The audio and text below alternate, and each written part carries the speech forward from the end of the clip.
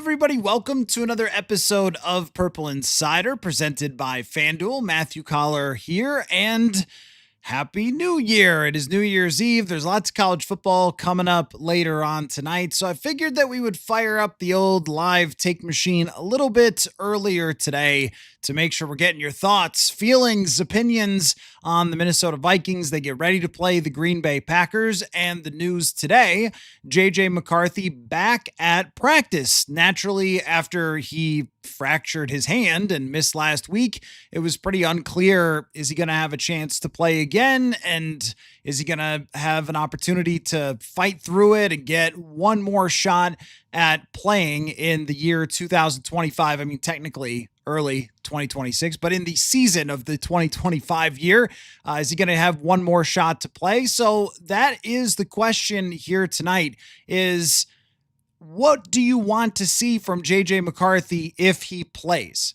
Now, I have said it. I'll say it again. It's preseason.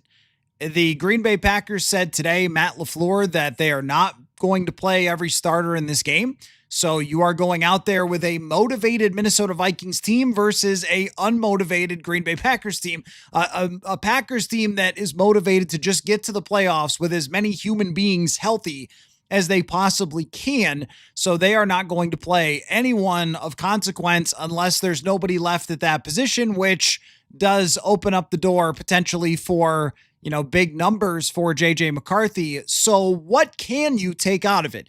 It's not, are you going to take anything out of it? But what can you take out of it? What are you looking for if J.J. McCarthy starts getting back to practice? Now, it was on a limited basis, but that makes you think that there is a pretty darn good shot of him getting back in. I'll bring you what he had to say along with what Kevin O'Connell thinks that McCarthy can gain in just a minute. I do want to remind everyone, I started looking up the numbers because I know we're going to do this. We're going to want to react strongly in some way or another, but I'm just sort of trying to pull that e-brake as the car is going to be sliding out of control with must-have take on football game. We do this every preseason, right? Somebody has a good preseason game and we're like, yeah, that means something. And a lot of times it doesn't. And it feels the same way. I made a list of recent performances in the final weeks of the season, including Drew Lock 2 years ago, the famous Matt Flynn one. There's been a number of them over the years that it doesn't give you the answers on what someone is, what they're going to be, what decisions the team is going to make. I think if the Minnesota Vikings don't already know what their plan is going to be for quarterback going into this offseason, if they haven't already done that evaluation throughout this year, then what are you doing? If you're waiting for the final week of the season to see how he responds to then decide if you're going to stick with J.J. McCarthy or not, that would be kind of nutty for me. I don't think that that's what they're doing. I'm certain that they've been keeping a running tab on how they feel about where they're going into the future and next season at the quarterback spot, which we could talk about some of the politics of that and a couple of odd sentences in a Pro Football Talk article today that I want to read you, and a couple other things. Grant Bills is coming up from Wisconsin. We're going to talk to him in a little bit. And I wrote an article about the unacceptable quarterback play from the Vikings in 2025. And I figured, since it's New Year's Eve, we can have a little reading there of what I wrote over at purpleinsider.football. But let me bring you what J.J. McCarthy had to say first, then we'll get to your questions and comments. And I also asked Kevin O'Connell about Malik Willis, and I thought that his answer was quite interesting. So let's begin with McCarthy and his chances to play this weekend. Practice clinch whether you think you'll be able to go Sunday or not, or still wait and see tomorrow? Day to day, I felt really good today. Obviously, a little limited participation, but I felt like the ball was spinning, and we'll take it day to day. How long did it take for the hand to kind of subside a little bit, the pain of it? It's a difficult question to answer. Just kind of, week 18 in the NFL, you're going to be feeling stuff left and right. There's perfect examples all around this locker room, all around this field right now. Guys getting extra work and they're all hurting. And, it just speaks to our culture, speaks to what everyone's about and our character in that locker room. And, it's up to me to follow suit and, go in there regardless of the pain. If it's stable, and let's ride. So that last part, especially if it's stable, regardless of the pain, let's ride. I mean, that to me says that he, with a fracture in his hand still, and just doing a little Googling here, not a doctor, but if you are one, like, let me know if you agree with this. Not something that just goes zoop in a week and then heals right back up. It's going to be painful for him, but his point is, you're the leader of the team as the starting quarterback. And when you have other players, I mean, Aaron Jones, think about what he went through a couple of weeks ago with his ankle injury and fought through it in the game against the New York Giants. Brian O'Neill has been battling for weeks with something, foot, ankle, whatever related. And, he had to miss last week, but clearly he was fighting through this season. Jonathan Grenard with the shoulder, Josh Metellus with the shoulder. There's plenty of guys who have been dealing with injuries. Look around the NFL. Other starting quarterbacks. Justin Herbert has got a robo hand on his left hand, has got nuts and bolts and screws and whatever else to hold that thing in place, and he's playing. So it is part of the National Football League to have to play through some sort of injury. There is a positive and negative to the potential for him playing. The positive is throwing passes in an NFL game. That is the positive, because there's so few times where he's actually gone out onto a real football field and thrown real footballs. I mean, when you think about the sheer lack of passes, even this year, when we go through the top quarterbacks, I can pull this up, the top quarterbacks in the NFL in terms of pass attempts this year, just let's do dropbacks. So it includes scrambles, sacks, and those sort of things. Dak Prescott has the most in the league at 648. Bo Nix is second with 646. So about 650 dropbacks is what you expect in a season from a starting quarterback over 17 games.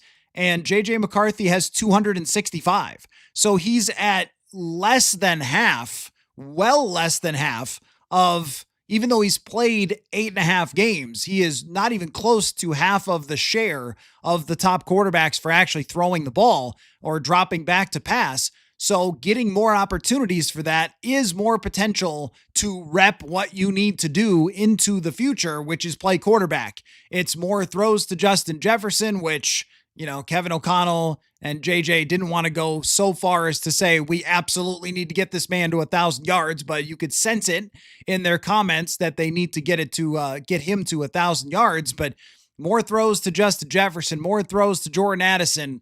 We'll see what TJ Hawkinson's status is for the game. But regardless, all of that experience is good. And this kind of goes back to how I was talking earlier in the year about the NFL machine and how it's moved away from preseason games, how nobody plays any starters. They've chopped one entire preseason game off. And if you were coming up in the NFL in, say, 1998, you would be playing, if you were a young quarterback like this, you'd be playing a ton of preseason football against a lot of other starters because other teams would be playing their starters as well. But now, if you're playing JJ McCarthy, you're not going to see too many starters in a preseason game. I know you won't in this game either, but at least it is a regular season game, and it's closer to what the preseason used to be like, I think, for what he's going to be facing if he plays in week 18. And so those guys used to get a couple, I don't know how many exactly, but you could probably get 75 passes, 50 passes by the end of a preseason if you were a young and up and coming starting quarterback. Well, what did JJ McCarthy throw this year? 7. And I did suggest going into the year that they play him more preseason and that you can't just put him in a bubble, but then he did get hurt several different times during the season. And also, I think it's fair enough to say, who were you playing around him and who were you playing against? Because teams used to play their starters in the third preseason game. I feel like I'm 100 years old, but when I first started covering the league, Mike Zimmer was still doing this. It was the dress rehearsal game, so you don't get that.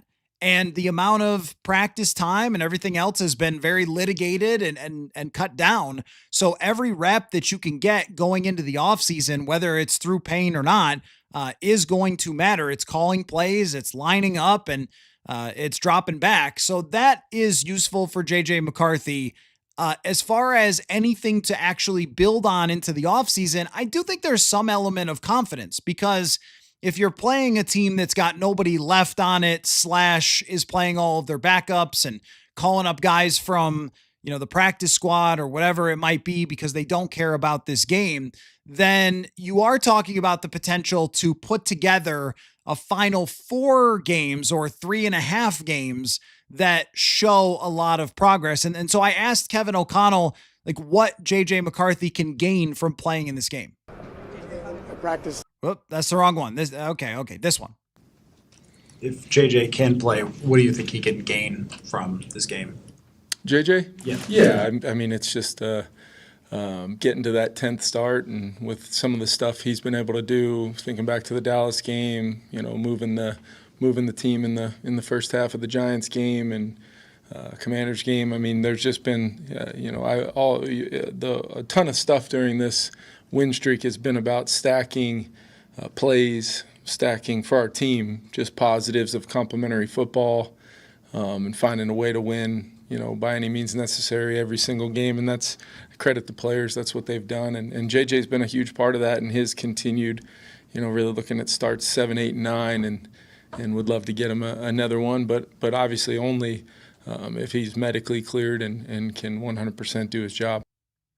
There you go. Kevin O'Connell talking about what gains can be made. And I think that it's right to just say that it's just trying to stack together multiple performances that look like NFL quarterback play and try to build off of those going into the, with some confidence into the offseason to say, I can do this. I can win 4 straight games.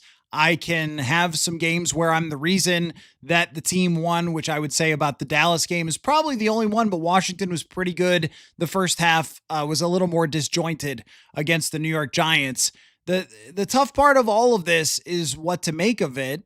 And, that's, I think, as far as I would want to go, is just the confidence that you get from playing well under any NFL circumstance. If you go in, complete passes, walk out with, hey, over the last 4 games, he had X numbers, whatever, which again is faulty and can be fool's gold and is not the way it works. You don't get to just pick the games you like and say those are the only ones that matter. I'll go over some of the statistics later, and it's kind of a horror show now that we have the complete picture of where JJ McCarthy ranks and finishes and all those things, and he can improve it in week 18. But these are the games that have already happened that should make up the evaluation going into the offseason. And it will make your eye twitch when you look at where some of these numbers finish up against the rest of the league.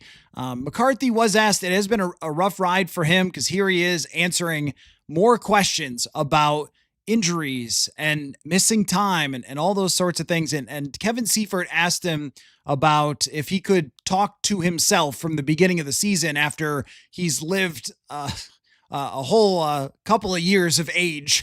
You could see why it's really hard to have longevity in the NFL for what these guys go through in a single season. But if he could talk to himself at the beginning of the year, what he would say. Talk to yourself from the beginning of the season or the beginning of training camp, what would you tell that person? Give yourself some grace. Understand, this is one of the hardest positions in the world, and you're 22 years old. It's going to take some time, and really just keep taking those punches and keep getting up. At the end of the day, it's just about showing up day in, day out. What do you feel like has been the hardest part of this season for you? At times I feel like, I let my teammates down and my coaches down, and that's the hardest thing for me. But, the most encouraging thing is seeing them pick me up and understand, the culture, the type of guys that we have in that room is in that locker room is something special. So, yeah, it's been a tough year, but we learned a lot about each other and a lot about ourselves and me personally. So there's McCarthy on kind of what he would take away. And man, it is true that you are forced to mature very quickly in the NFL as a starting quarterback, because everybody, I think this has been my experience throughout covering all rookies, is they all show up and everyone's always told them through their entire life they're the man. I mean, the organization picked him over Sam Darnold, and had declared him the franchise quarterback and everything else. And then the reality of the NFL sets in, which is that the other teams are really good too. And there's a lot of great defenses and there's a lot of great defensive coordinators and injuries. A lot of guys hit hard in this league and things like that. You have to play a certain way to stay healthy. And I think that McCarthy has learned a lot over the season, but the question that the Vikings are facing here is pretty straightforward with him. I think we all would agree that JJ McCarthy, given X number of years to continue on this path, to learn from what happened this year, to go into off seasons and to develop and things like that, I think that there's a quarterback there that can be a starter in the NFL that wins games. But the question is, how soon can that happen? Because I promise you, the Vikings schedule next year is not going to be just made up of the 31st best teams in terms of defense, and Micah Parsons will return. He will not get to, more likely than not, face the Green Bay Packers with nothing on the line in a game like this next year, early in the season, because all the games are going to matter. How much progress can be made? And I'll just pull up the numbers historically. The guys that I came up were comparable from my article to his performance through his first 9 games. And what I did was I took out all the guys who were top 3 picks, because that's different. Like, if you're the number 1 overall pick, it means your team was worse than every other team in the NFL. So if you're Jared Goff going to where the Rams, did they trade up? Maybe the Rams trade up. But they were still absolutely awful. And they were coached by Jeff Fisher. If you look at almost any team, Cam Ward, what he's dealing with the Tennessee Titans, almost any team who's drafting number 1 is drafting from a position of being horrendous and not like the Vikings coming off of a 14-win season. So I looked at the quarterbacks who were drafted after the 5th pick, but somewhere in the first round, and the ones who performed similarly, how often their teams stuck with them. So the guys that I came up with were Dwayne Haskins, whose team did not stick with him. I know, absolutely tragic what happened with Dwayne Haskins, but if we're just, talking about what Washington did in dealing with a quarterback that didn't perform right away, they moved on after 13 starts. EJ Manuel and the Buffalo Bills, they moved on after 17 starts, and he was 25. Kenny Pickett got almost 2 years, but not 2 full seasons. Ryan Tannehill got a long time with Miami and then eventually went to Tennessee. 88 starts with Miami. Christian Ponder got 36 starts with the Vikings. Josh Rosen got 13 with Arizona. Blaine Gabbert got 27. And then Josh Allen was also on this list, and he's one of the best quarterbacks in the entire universe. But the Josh Allen comparable just doesn't really sit for me, because number 1, in his second season, he won 10 games and took a huge leap forward. And this is JJ McCarthy's second season. You could say rookie all you want, but it is his second season. And also he ran for 8 touchdowns and 630 yards, and their team was truly awful as well. And they had torn apart everything. And when they played other quarterbacks that year, they got blown out. So Josh Allen showed all the signs early, where McCarthy, it's been much more this here, that there, but then a lot in between to be desired. Also, he's 6'5" and 250 pounds, and probably the most prolific running quarterback of all time. If it's not Cam, or if it's not Vic, or if it's not Cunningham, but he's in that circle, which I would not put, JJ McCarthy. So that's the only outlier for quarterbacks who have performed that well. All their teams, other than Josh Allen, eventually moved on, and many of them within the first 2 seasons. So it is very fair to wonder how much longer, if at all, the Vikings are going to ride with this, knowing the pressure that is on them for next season, knowing the pressure that's on the head coach and the roster to succeed, and all of those things that we've talked about a lot. This game shouldn't have any impact on that necessarily, but the injuries and the fact that we're going into another game, not entirely sure if he's playing, it just further highlights that. But in doing some of that research, these teams, when the quarterback did not perform past a certain level, didn't stick around forever.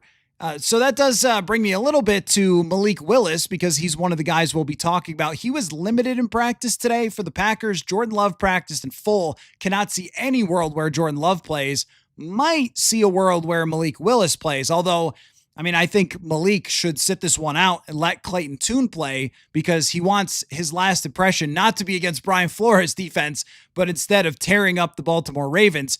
But it is within the realm of possibility that the Vikings could be interested in Malik Willis this offseason. So I asked Kevin O'Connell about where he has developed the most. Kevin, I don't know if Malik Willis is going to play or not, but you were talking about him the other day. Yeah. I'm curious about what you see now from him in terms of just his growth. Like, he got in a little bit with Tennessee and then last year, and then now kind of doing everything for them. Yeah, I think you see his field vision, seeing it and throwing it has, clearly last Saturday. I mean, that, he's making some pretty high-level throws with accuracy in the pocket. And then you also always have known about Malik. He's got kind of very high level creativity and his ability to avoid negatives and be a problem through the echo of the whistle, whether he's running the ball, getting in space and keeping his eyes up and finding those guys downfield. And they all probably, Jordan, has a lot of those characteristics too, where he can extend plays. So it's kind of ingrained in the fabric of how they play that when Malik gets out, those players know how to uncover, they know how to space out within whatever the concept was, and now the second play starts, and there's a lot of big plays happening there. I think Malik has done a really nice job for him. I mean, something to consider. Let's get the FanDuel question of the day. Give you a little ad read because the show has some sponsors, and then we'll take your questions. So the FanDuel question of the day is this.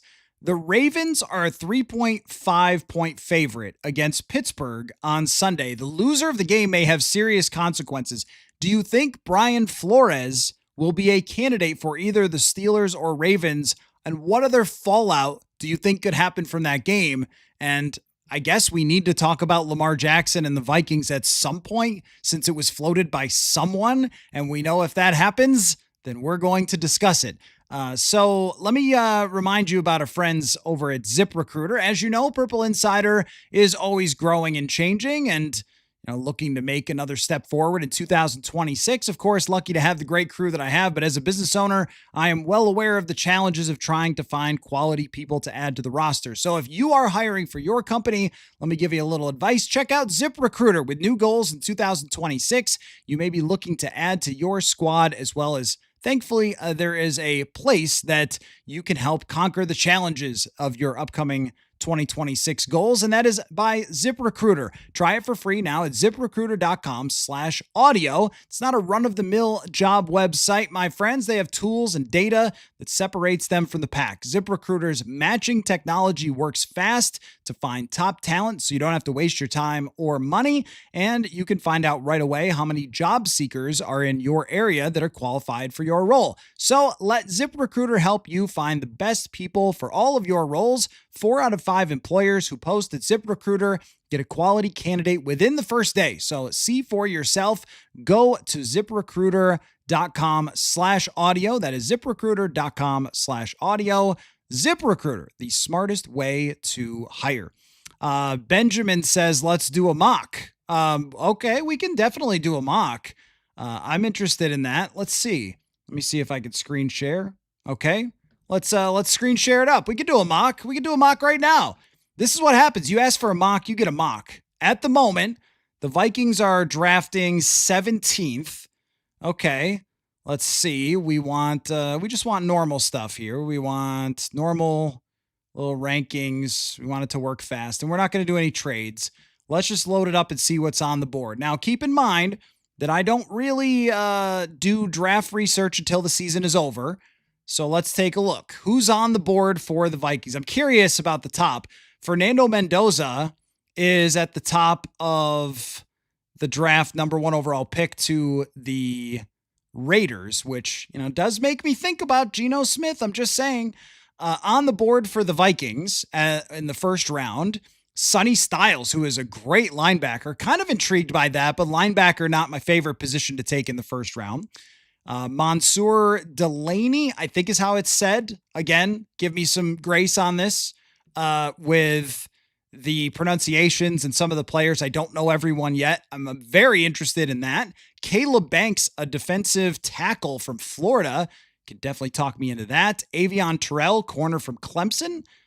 You can always get me interested in a wide receiver, but probably not now. Guard, edge rusher, only if they were making a trade. I'm not that interested in drafting a tight end, but Kenyon Sadiq is very good. I've seen him play. Okay, there's certainly a lot here on the board. I think that I will take the cornerback from LSU, Mansour Delaney. Let's do that, because I think a top corner is really necessary no matter who is calling the defensive shots. Second round here, I'm looking for a center in the second round. Can we get one? Connor Liu, who I think has had maybe an injury. Jake Slaughter is in here. Not too many other centers. Logan Jones from Iowa.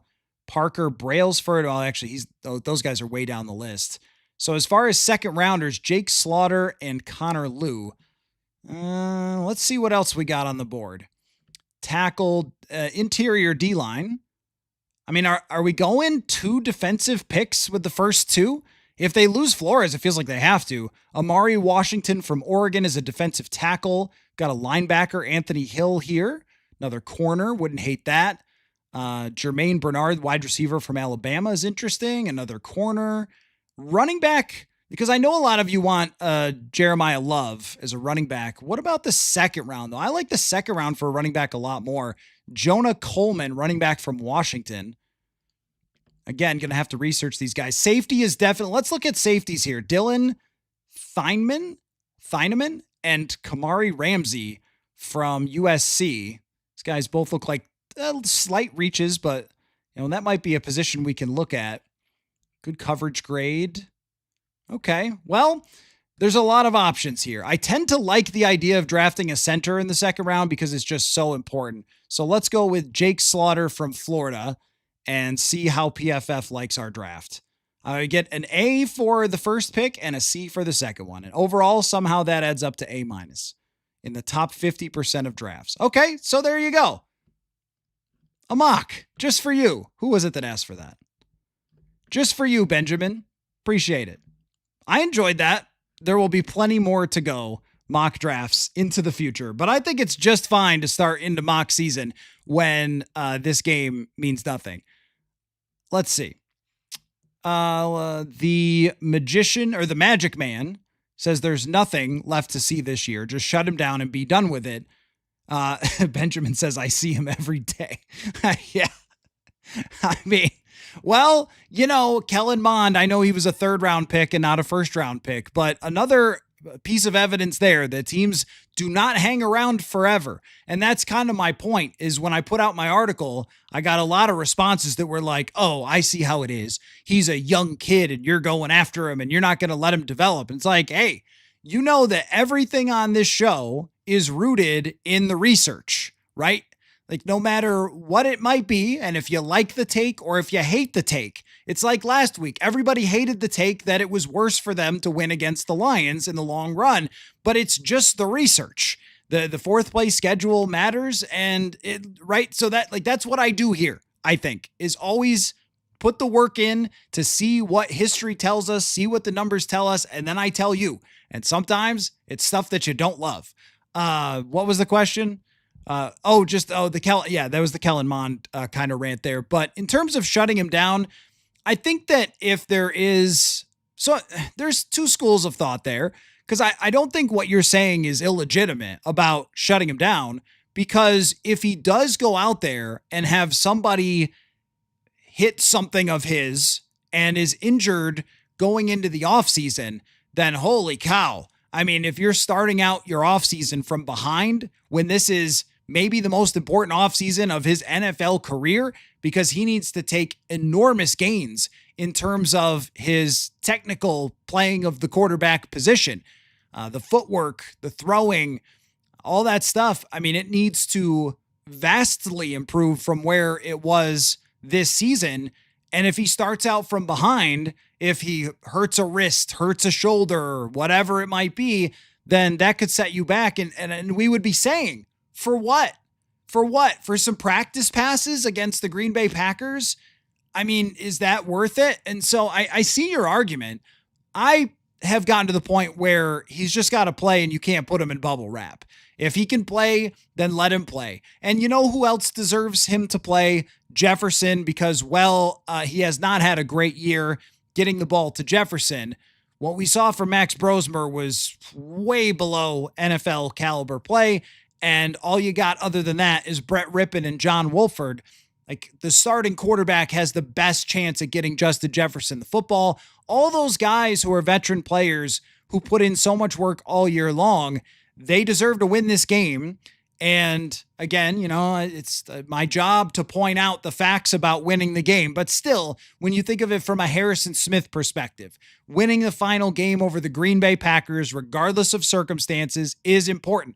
So go out there and play, get through the game, make some progress, even if it's small, have a good game, stay healthy. If you get hurt, tell somebody. I mean, all these things, right? Go do them. We've moved past the point of like protect the merchandise. It's like the merchandise got to play at some point. And, you know, every time O'Connell he said it 3 or 4 times now about, well, you know, he'd like to get him that 10th start. And there's just a little bit of like, you all right? I mean, can you imagine the frustration of a head coach when their starting quarterback can't stay healthy? I mean, it's not his fault, but I'm sure it drives him crazy that he hasn't been able to get to 10 starts in 2 seasons. That's just, it's unprecedented for a guy that they actually wanted to play. But a healthy offseason is important. Benjamin, can we substitute this game for one less preseason game next year? Well, they might need the preseason games to have a quarterback competition between JJ McCarthy and somebody else. I don't know. They might need all the preseason action that they can possibly get for next year. It is a little sad what's happened to the preseason because there's, and you guys know this, you feel it, you show up at the stadium when you get through, and I need to talk about this right now because the temperature is dropping under 10 degrees. So this will help me. And the dog still requires walks. No matter what, like he doesn't understand that it's cold outside and it's terrible until we get out there. So he goes crazy and demands walks. And then we walk out and he's like, nope, didn't want that. Like, buddy, what are we doing here? Figure it out. It's winter. Anyway, the point is that you get into training camp and the season doesn't feel real until you get that first preseason game. And, you know, showing up at the stadium when it's 80 degrees out at night or whatever, 75 degrees, or maybe you get just that little bit of cool air that starts to sneak in for that first preseason game. It's a great feeling.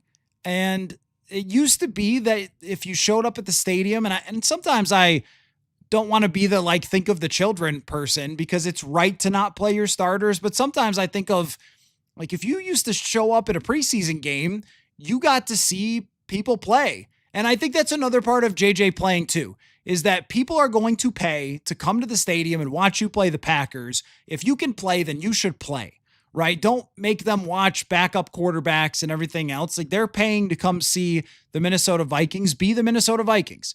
So that's where I can't get fully into the like, oh, just protect him and make sure he doesn't get hurt or whatever. Like it's football, man. You got to go play. So don't make people at least put on a good show. Don't make people watch complete garbage if it doesn't have to be.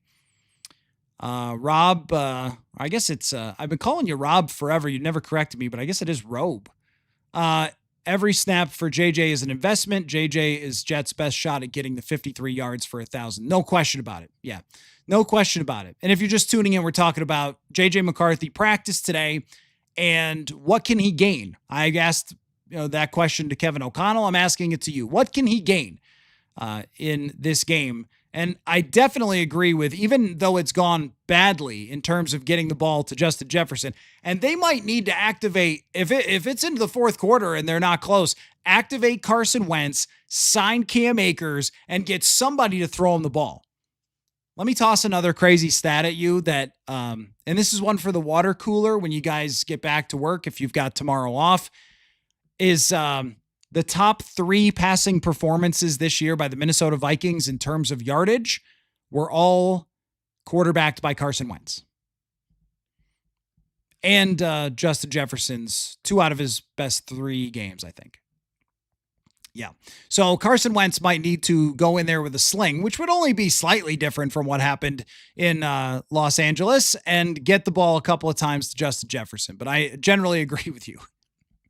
The Magic Man says, I remember Joey Harrington completing like 90% of his preseason passes before his final year in Detroit. That's exactly right about a game like this, is what I will try to do, and I'm promising myself for Sunday, is everything I can to manage the here's what happened and what we saw versus here's what we could take away from it.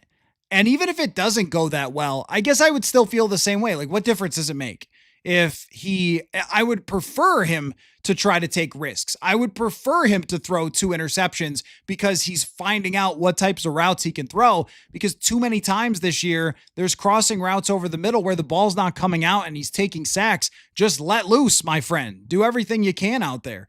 But your point is 100% valid that when there's nothing on the line, it's different in terms of the effort. And when it's backups, it's not just backups for Green Bay. It's backups to the backups. They're already playing. It's assistant regional manager to the assistant regional manager, because I almost got that out, because you're talking about a team that's super banged up already. And then they're going to be putting in guys from their practice squad to get them a little bit of experience here. So this is truly like preseason action. And my favorite, in terms of how much the preseason means, my favorite ever is, and I think I saw this in the Old Takes Exposed book. There's a Twitter account called Old Takes Exposed, or Freezing Cold Takes, I think it's called. And he wrote a book, and it's really funny about all the opinions about new coaches, new coach hires, or draft picks, or things like that ended up being crazy wrong. And Ryan Leaf outdueled Peyton Manning in a preseason game one time. And so, of course, it was, wow, Ryan Leaf outplayed Peyton Manning. Here we go. And that one didn't turn out to be super close. Hunter says, I guess the only thing that you can get out of this game is bad. You can't get anything that makes you feel better about McCarthy, but you can feel worse. I mean, that's a fair point. Because if he goes out and he struggles a lot with an injured hand, by the way, I mean, when he's talking about like, oh, just, play through the pain or whatever. And I'll say it a million times. I'm not a scientist here, or a doctor or a biologist or anything, but it would seem to me that it's not like a leg injury where you can kind of use some medical enhancement to limit the amount of pain involved. A hand would be more challenging because you have to hold the ball and grip it. And if you can't feel your hand, then that I don't think works. So if he's in a lot of pain trying to throw the football and it's not coming out right, and he's throwing it to the other team or flying passes over people's heads or whatever for 4 quarters, and he comes out of it 12 for 26 or something, it's not going to feel very good. No, I agree with you there. I don't mind a couple interceptions if he's taking risks and trying to make plays. But if we're talking about struggling to complete passes and just looking like he's regressed, I don't think that Jeff Hafley is going to put a whole lot on tape. I think he's just going to go out and play regular coverage. But maybe they signed Desmond Ridder. Did you guys see that? So maybe they're trying to get the Vikings playbook from Desmond Ridder and do everything they can to stop. I don't think that's the case. They probably just are not going to play either of their top 2 quarterbacks, so they brought in somebody to be an emergency. But I'm just saying that if he has a poor game, I'm going to vow to go either way. Needle doesn't move. If it's a poor game, we'll break it down. We'll talk about what happened, but I'm not going to change my take if he doesn't play great in this game. And if he goes, 12 for 26 with 147 yards or something, I'm not going to suddenly say, oh, wow, now they need to go out and look at other quarterbacks. I've already been there. The most recent injury changed my mind. And I've had a few people ask about that. Like, hey, a couple weeks ago, you said they should just, sleep in the bed that they made, and whatever the other metaphors are, go to the dance with the girl that you brought. Or no, wait. You're at the dance and you're dancing with someone you brought. Either way, that was my take. but then he got hurt again. And after he got hurt again, the take changed to, I just don't know how you can go into next year with no other option. And when I started doing the research on how other teams had handled similar situations, there's a lot of spots where they just change quarterbacks. And EJ Manuel is probably the closest to this. And I was there for that in Buffalo. But statistically speaking, Manuel showed some good stuff. But through 2 years, there was a lot of injuries. He missed a lot of games. And he had a 76 quarterback rating. And they just replaced him with Kyle Orton. And then they moved on. He was still on the team the next year. And then they replaced him with Tyrod Taylor. So it does happen. And that's where now I want to leave the door open for that possibility. I think that they need at very least someone to be serious competition for him and make him earn the job. It is no longer everything is about JJ McCarthy with this organization. It's everything is about winning football games in 2026, and whoever it takes to win those football games, you got to do it.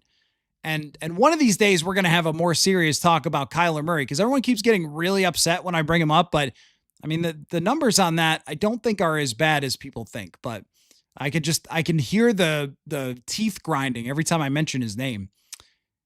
Anyway, Rob says, perhaps we should be blaming the O-line for being soft for the quarterbacks getting beaten up behind them. Well, the O-line has been banged up a lot, but also if you want to blame them, we should use the numbers as we always do. And looking over here, considering how bad the Vikings have had it in terms of injury luck on the offensive line, they have the 15th highest graded pass blocking this season by PFF. And right behind them is the San Francisco 49ers, who last time I checked are pretty good. And behind them is Carolina, and behind them is Seattle. And behind them is Baltimore, and behind them is Houston, and behind them is Green Bay, and behind them is the Rams. I mean, there's a lot of playoff teams who, and of course the Chargers, who are just, the Chargers are at a level where you just can't really function that well. But all those other teams are in the middle tier with the Vikings in terms of overall pass protection. This league kills quarterbacks. This league has crazy blitzes and wild pass rushers and freakish defensive tackles, and you're probably going to be under pressure. You have to find a way to deal with it. And we saw last week what happens when you can't, which is Jared Goff. So every quarterback is human, but at least by PFF's grading, this is an average season for the offensive line, which is kind of a miracle considering all the injuries. But when you think about across the line, for a while they had good play from Ryan Kelly, but they didn't. Two of their better games that they've had since I've covered the team as an offensive line were when they had 4 out of 5 guys healthy against Baltimore and Chicago, and they didn't get good quarterback play. So I don't think we can just pin it on them. There's been moments. Yes, the game against Atlanta, for sure. There's several plays in that game where Justin School just gets straight up beat. There's a couple of plays in the game with Max Brosmer where Aiden Hutchinson just roasts Will Fries. It does happen, but it also happens in most every game. Let's see. There's 5 offensive lines that are difference makers, and everybody else is trying to survive. Let's see. Is this Class G? Is that what that says? Happy New Year. Happy New Year to you. Sad that this year they've continuously been playing guys, but fully recovered from injury. I think the team has grossly mishandled injuries and recovery. Not typical of this team. Am I wrong? So I think that it's been an unbelievably challenging year for the training staff. And when you're having to deal with concussions, those are insanely tricky with the recovery from concussions, because there's no system. There's no, let's put it under an MRI and scan it and see what happens, right? It's a broken bone. That'll take 6 weeks to heal. That's not how it works. And Ryan Kelly came back with a new helmet and the Guardian cap and everything. And that just there's no perfect way to avoid something like that happening. It's just bad luck for Ryan Kelly. The Christian Darrisaw situation was incredibly unique. It's unlike anything I can remember seeing before with a player's recovery, where he has an ACL tear. It looks like he's going to come back. Remember, I mean, what we didn't know until Kevin O'Connell mentioned it was that it was more than just your regular run-of-the-mill ACL tear, because when we saw him getting back on the field at minicamp, it was like, oh, okay, this seems right. I mean, and then training camp, this seems right, because Dalvin Cook had the ACL in, I think, week 4, came back by the beginning of the season. I think it was week 8 for Christian Darrisaw. I'm like, okay, maybe it might take a little bit longer. And then once he came back, he was so darn good against Cincinnati. And you're like, all right, well, good to go. Off you go, on to the future of Christian Darrisaw being freaking awesome. And then it just failure to launch for his season. I mean, it kept getting the stops and the starts. And I don't know what, because I wouldn't even begin to be able to guess what it was, what discomfort, what swelling, whatever else was causing him to have to come out of games and then sometimes think he's going to play all week and then not be able to play. I mean, it's extremely concerning, but that's a hard one to pin on the training staff exactly when you have some injury that's been unique. Now, I don't know what communication has gone on behind the scenes, so I can't really say. I can't say, is it Darrisaw not trusting it? Is it his side, his representation saying, hey, don't play if you're not perfect? Is it, the Vikings and their communication with him not maybe having some sort of disconnect or so? I don't know, but it's a very strange situation from anything that I've seen with an injury before. And then some of the other ones, a hamstring for Cashman, a health issue for Harrison Smith. Andrew Van Ginkel was another odd one, though. He came back and then went out. There were early in the season, and then you have to go overseas, which was another problem for them because you had to go overseas, and then no matter what you could do, your operation is different. But I do think that when this team got more healthy, we started to see a little bit more of what they could be as an offensive line, as a defense, when they finally did get healthy. I think it is one of the toughest things in toughest jobs in the world is probably being on a training staff in the NFL. But I think it has been a really, really difficult year for them. JG, don't say let's ride. Yeah, I know that's the Russell Wilson thing. Hey, once upon a time, Russell Wilson was a pretty darn good quarterback. So Jim says, win or lose, we have just one goal, get Jets the yards he needs. I know it. If they can't get him 53 yards, everyone goes to jail. Everyone should be arrested and spend a night in prison if he doesn't get 53 yards, because you're not going to be talking about the starters for the Packers. Anything should work in this game with Jefferson. If you get into the fourth quarter and it's not at 53 yards, every play should be a pop pass, a screen, a slant, anything. Try any court. Like, you just cannot have this happen. It's important to him. He said that it matters. He wants to keep up this streak. Mike Zimmer already screwed him in 2021 out of whatever record it was. He set so many, I forget what it was. I think it was maybe the most yards. Was it in a single season for the Vikings? Maybe it was. So single season yardage record for the franchise. Maybe beating Randy Moss. I'm just guessing it was 5 years ago, but that was shameful of Mike Zimmer afterward to say, I don't play for records, I play for wins. It's like, what?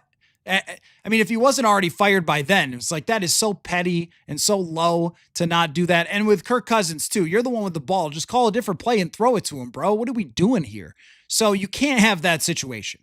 He deserves that. And he has been a good soldier all year. And you could say, oh, well, he's, ego or something. No, not for him. You can't say that for him. He's just deserving of fighting through this to still be able to say, despite the 31st ranked quarterback play in the NFL, yeah, I was still able to get 1,000 yards. But man, it has been such a tough ride. But I agree with you, Jim. That, and I do think getting a win for Harrison Smith would be nice. Get him his 40th interception if you can. Class G says, I get people need to play eventually, and even at 80 to 90%, but I think players got in before the typical period. I'd rather see healthy roster backups on the field than crippled roster of starters. Again, that's a very difficult thing to figure. Now with Ryan Kelly, after his second concussion, I said, I don't want to see him again because it concerns me like deeply as a human beyond just football or whatever else. And he came back and I was scared every game. Is it going to happen again? Because you worry about this guy's long-term future. He's a great leader. He's an incredible football player. And then it happens again. It's very sad. It was crushing to see that happened again. But that is another hard one because you're talking about a guy that desperately wants to come back and play, and he's an adult and can make decisions for himself, right? But there's also you got to take the keys away at some point, right? So they went to independent neurologists or whatever and tried to get every opinion that they can, but it's football. You can't eliminate the possibility of going out there. But I understand what you're saying. And it happened more times than I've seen it happen before, where guys early in the season where they came back into games, and then like the Van Ginkel situation, there was a number of things kind of like that. Very frustrating early in the year. The Magic Man says, I need to explain how a hairline fracture is more likely to become broken than an appendage without a hairline fracture. We're beyond hope already in this chat. Oh, if you need to explain. Well, please do. I mean, I am not a doctor, and this is why talking about injuries, every time we talk about it, I say I can't stand it because I'm not. And I don't know the difference between, the possibility of a hairline fracture becoming, what did you say? Becoming broken. If that's a high possibility. See, what he was saying in that clip when he said, let's ride, was he insinuated that, if there's not a chance that it could become broken, but if it can, and if it does, then you are talking about setting him way back. It seems that they think it's more of a pain management issue with this particular thing, but it's a tough ask. I mean, I spend most of the time with X's and O's, analytics, salary caps, sometimes even those compensatory draft picks from time to time. Those are where I spend most of my my work, not on hairline fractures. So if you know more than I do, I'm certainly willing to listen. Let's see. Cade, give him reps, whether meaningless or not. Reps. Fair enough take. I don't mind that. Let's see. Cade says, don't play any starters because of the risk of injury. Never play another game because of the risk of injury. Well, Cade, you know what you know what everyone's talking about. I mean, I know what you're doing there, but this game does not have any implications. And it is a serious concern for someone who has gotten hurt so many times that they could get hurt again and be set back in their offseason when it is an incredibly important offseason. He needs to start day one, not go to Cancun, day one, back at TCO Performance Center or wherever he could throw a football with a brand new quarterback coach, maybe somebody who's had development success before. There is a local gentleman who's had success and has a documentary on Hulu. I don't know if he'll be the guy or whoever it's going to be, but somebody who has coached NFL quarterbacks and throwing technique needs to be working with JJ McCarthy every single day. There are rules. Kevin O'Connell can't have him come over to the house and take reps, I don't believe. So, he's got to figure it out. And it goes back to what Kirk Cousins told me years ago. You have to develop yourself. This is not a development league. And that's kind of my point about the numbers on JJ McCarthy, which I can get to in a minute. But it's not a development league. It doesn't wait for anybody. It's not fair. It's not giving everybody as long as they want to figure it out. You kind of have to show it pretty quickly or, teams move on. And sometimes, like with Malik Willis, I don't know, Tennessee looks kind of stupid for moving on because maybe they had their guy and he needed more time. And maybe, if the Vikings bring in somebody else and that person wins a competition and, way down the road, McCarthy makes him look stupid, maybe like Sam Darnold. But even if you go back to the Jets where they were early in Darnold's career and the performance that he had, they couldn't stick around with that. They couldn't wait forever for him to figure it out. That's the unfortunate thing, is that we all know that given a certain amount of time, given a certain amount of reps, given a certain circumstance, certain coaching, whatever, that someone like JJ McCarthy could become a very good NFL quarterback. And that was really standing out to me as Alex Smith was talking to Brock Purdy the other day.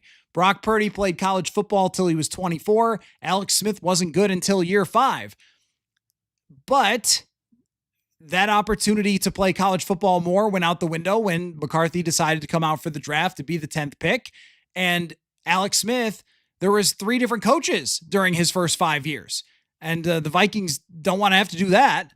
I mean, this year felt close enough. You were flying pretty close to the sun at 4-8. So, which I've got something on that too. But yeah, you just can't wait around. So it's something they have to consider. But your snarkiness about, playing players, it is risky to play anybody in an NFL game, but I think we all know that, all these guys, if you get a hurt ankle or something and you're a linebacker, you'll probably be fine. But J.J. McCarthy needs to take massive steps forward in certain areas and cannot afford to be on the rehab table again. So that's another thing where, Hunter said earlier, playing him has more bad results than good. And I think that is true. Rob, remember 2022 when the Lions finished strong, and 2023, the Packers finished strong in Jordan Love's first season. This is the same thing. Well, I suppose you could make some argument about 2022 and the Lions because they started 1-6. But the thing about the Lions finishing strong, here's why it's not the same thing. The Lions tanked the previous year. Like, we need to contextualize these things. They tanked the previous year, and then they were really bad to start the season. And it looked like, man, this is just not going well. This tank of theirs, this rebuild. And then a lot of things turned a corner for them. Ben Johnson started calling plays, I think, in the middle of that season. So they found their guy there. A lot of their young players had it click in. And their wins at the end of the season and beating the Packers at the end of that year was a proof of concept thing. Like, see, we are on the way up, on the rise. The Minnesota Vikings are not a team on the way up, on the rise. They're not a team that tanked and is rebuilding with a bunch of young players who are spunky and all trying to figure it out. Not even close.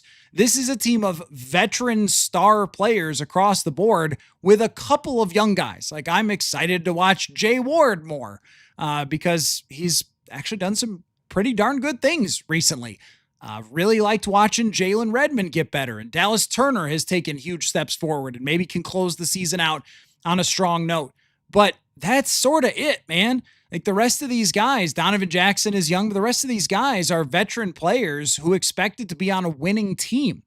And I've seen some goalpost moving and coping with, well, Vegas only had us at 8.5. Oh, please, come on. Sure, they did because of quarterback uncertainty, but all of us expected this team to be on the final day of the season, at least competing for a playoff spot. And if they lost it, if McCarthy had a good year and threw 500 passes, and on the last day of the season, they lost to the Packers, we would have said, darn, but at least it's going in a really good direction, right? That's not the feeling here. And 2023, is that the year that the Packers were like a play away from the NFC Championship? So that doesn't feel similar either. I mean, look, all there is for this type of game is that these are a bunch of pros who want to win football games, and getting above 500 looks better than being below 500 for the head coach. It feels a lot better for Kevin O'Connell to say, I won the last 5 games and I finished with a positive record despite some of the worst quarterback play this franchise has ever seen.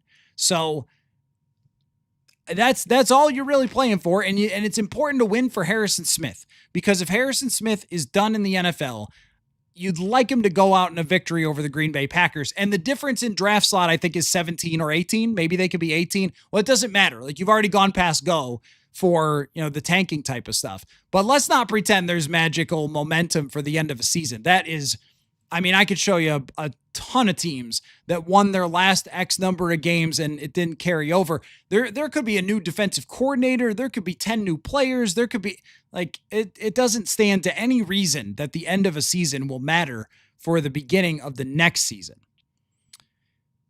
Let's see. Jim, how many yards does Jets need? 53. 53. So the counter will be on for 53. Adrian, the takeaways for this game: get Jefferson is 1,000. See potentially the last game at 22. Right. Yeah. These are important things. These matter. Getting Harrison Smith a pick would be awesome. Picks are hard to come by, but jump any route, take any risk, whatever you need to do. Do the Van Ginkel thing, whatever you need to do. Try to do it in order to get that 40th interception. So I want to talk about something else a little curious to me. Let me give you that FanDuel question of the day again. The FanDuel question of the day was, that the Ravens are 3.5-point favorites against Pittsburgh on Sunday. Loser of the game may have serious consequences. Do you think that Flores is a candidate for the Ravens or Steelers job should someone lose their gig for losing that job? I tend to think the answer would be yes, that he would be for the Steelers. For the Ravens, I'm not as convinced, but if the Ravens lose and Lamar plays, it seems like a real possibility that they could move on from Lamar Jackson. I just don't think that that makes any sense at all, but the tension there is really interesting and pretty bizarre. Now, let me get to something that I saw today. It was kind of buried in a Pro Football Talk article about how many open head coaching positions there would be and making the case for different ones. But there was something shoehorned in there. I don't think any of us believe that Kevin O'Connell should be fired or there should be a hot seat discussion for him. It's really, there's a lot of pressure for next year. I think we all agree on that. When you take your big swing and you miss like this, even if you finish with a 9-8 record, we know that you were once 4-8. We know how the season actually went. You started winning after the pressure was completely off and you played the worst teams and like whatever, right? I mean, all the criticisms that we've made throughout the year, they still stand. Plus, the other guy that you should have had as your quarterback is playing for the number 1 seed again this year. All of that, like that doesn't go away if you get to 9-8, okay? But I've never thought that firing the head coach was the solution here or a good idea. I think when you reach a certain level of head coaching, I had this discussion, well, actually, you'll hear it later with Grant Bills. We recorded a little earlier today about Matt LaFleur. Green Bay Packers want him fired, fans, a lot of them. And I think you get to a certain level with a coach, even if he's got flaws, where you can win year in and year out. And even in your bad years, you're 7-10, you're 9-8, the wheels are never fully coming off. And in your good years, you're at 13-14. Like that's not somebody you want to get rid of as the head coach. So I've never thought that. And I was a little surprised to see the Vikings even mentioned in this PFT article, but I'm going to read you the paragraph and you guys can tell me what you think about it. And I'll get back to answering your questions. I'll give you a little take on it. PFT wrote here, Coach Kevin O'Connell is the right leader for the team. How much leading are they letting him do? Someone bungled the quarterback decisions for 2025. We've got a feeling that someone wasn't O'Connell. If the sense is right, O'Connell needs to have more sway in 2026. Well, that doesn't necessarily require GM Kwesi Adolfo-Mensah to be replaced. Then again, his draft record is not flawless. It does require O'Connell to have a larger voice in personnel matters. That is on Pro Football Talk. And every sentence is more perplexing than the last. I mean, the idea that Kevin O'Connell was not involved in the quarterback situation is absolutely ludicrous. This is a guy who led an entire Viking party from city to city to meet with each quarterback, including J.J. McCarthy. This is a guy who stood in front of me, 6 feet away from me in Cleveland, and declared J.J. McCarthy the franchise quarterback.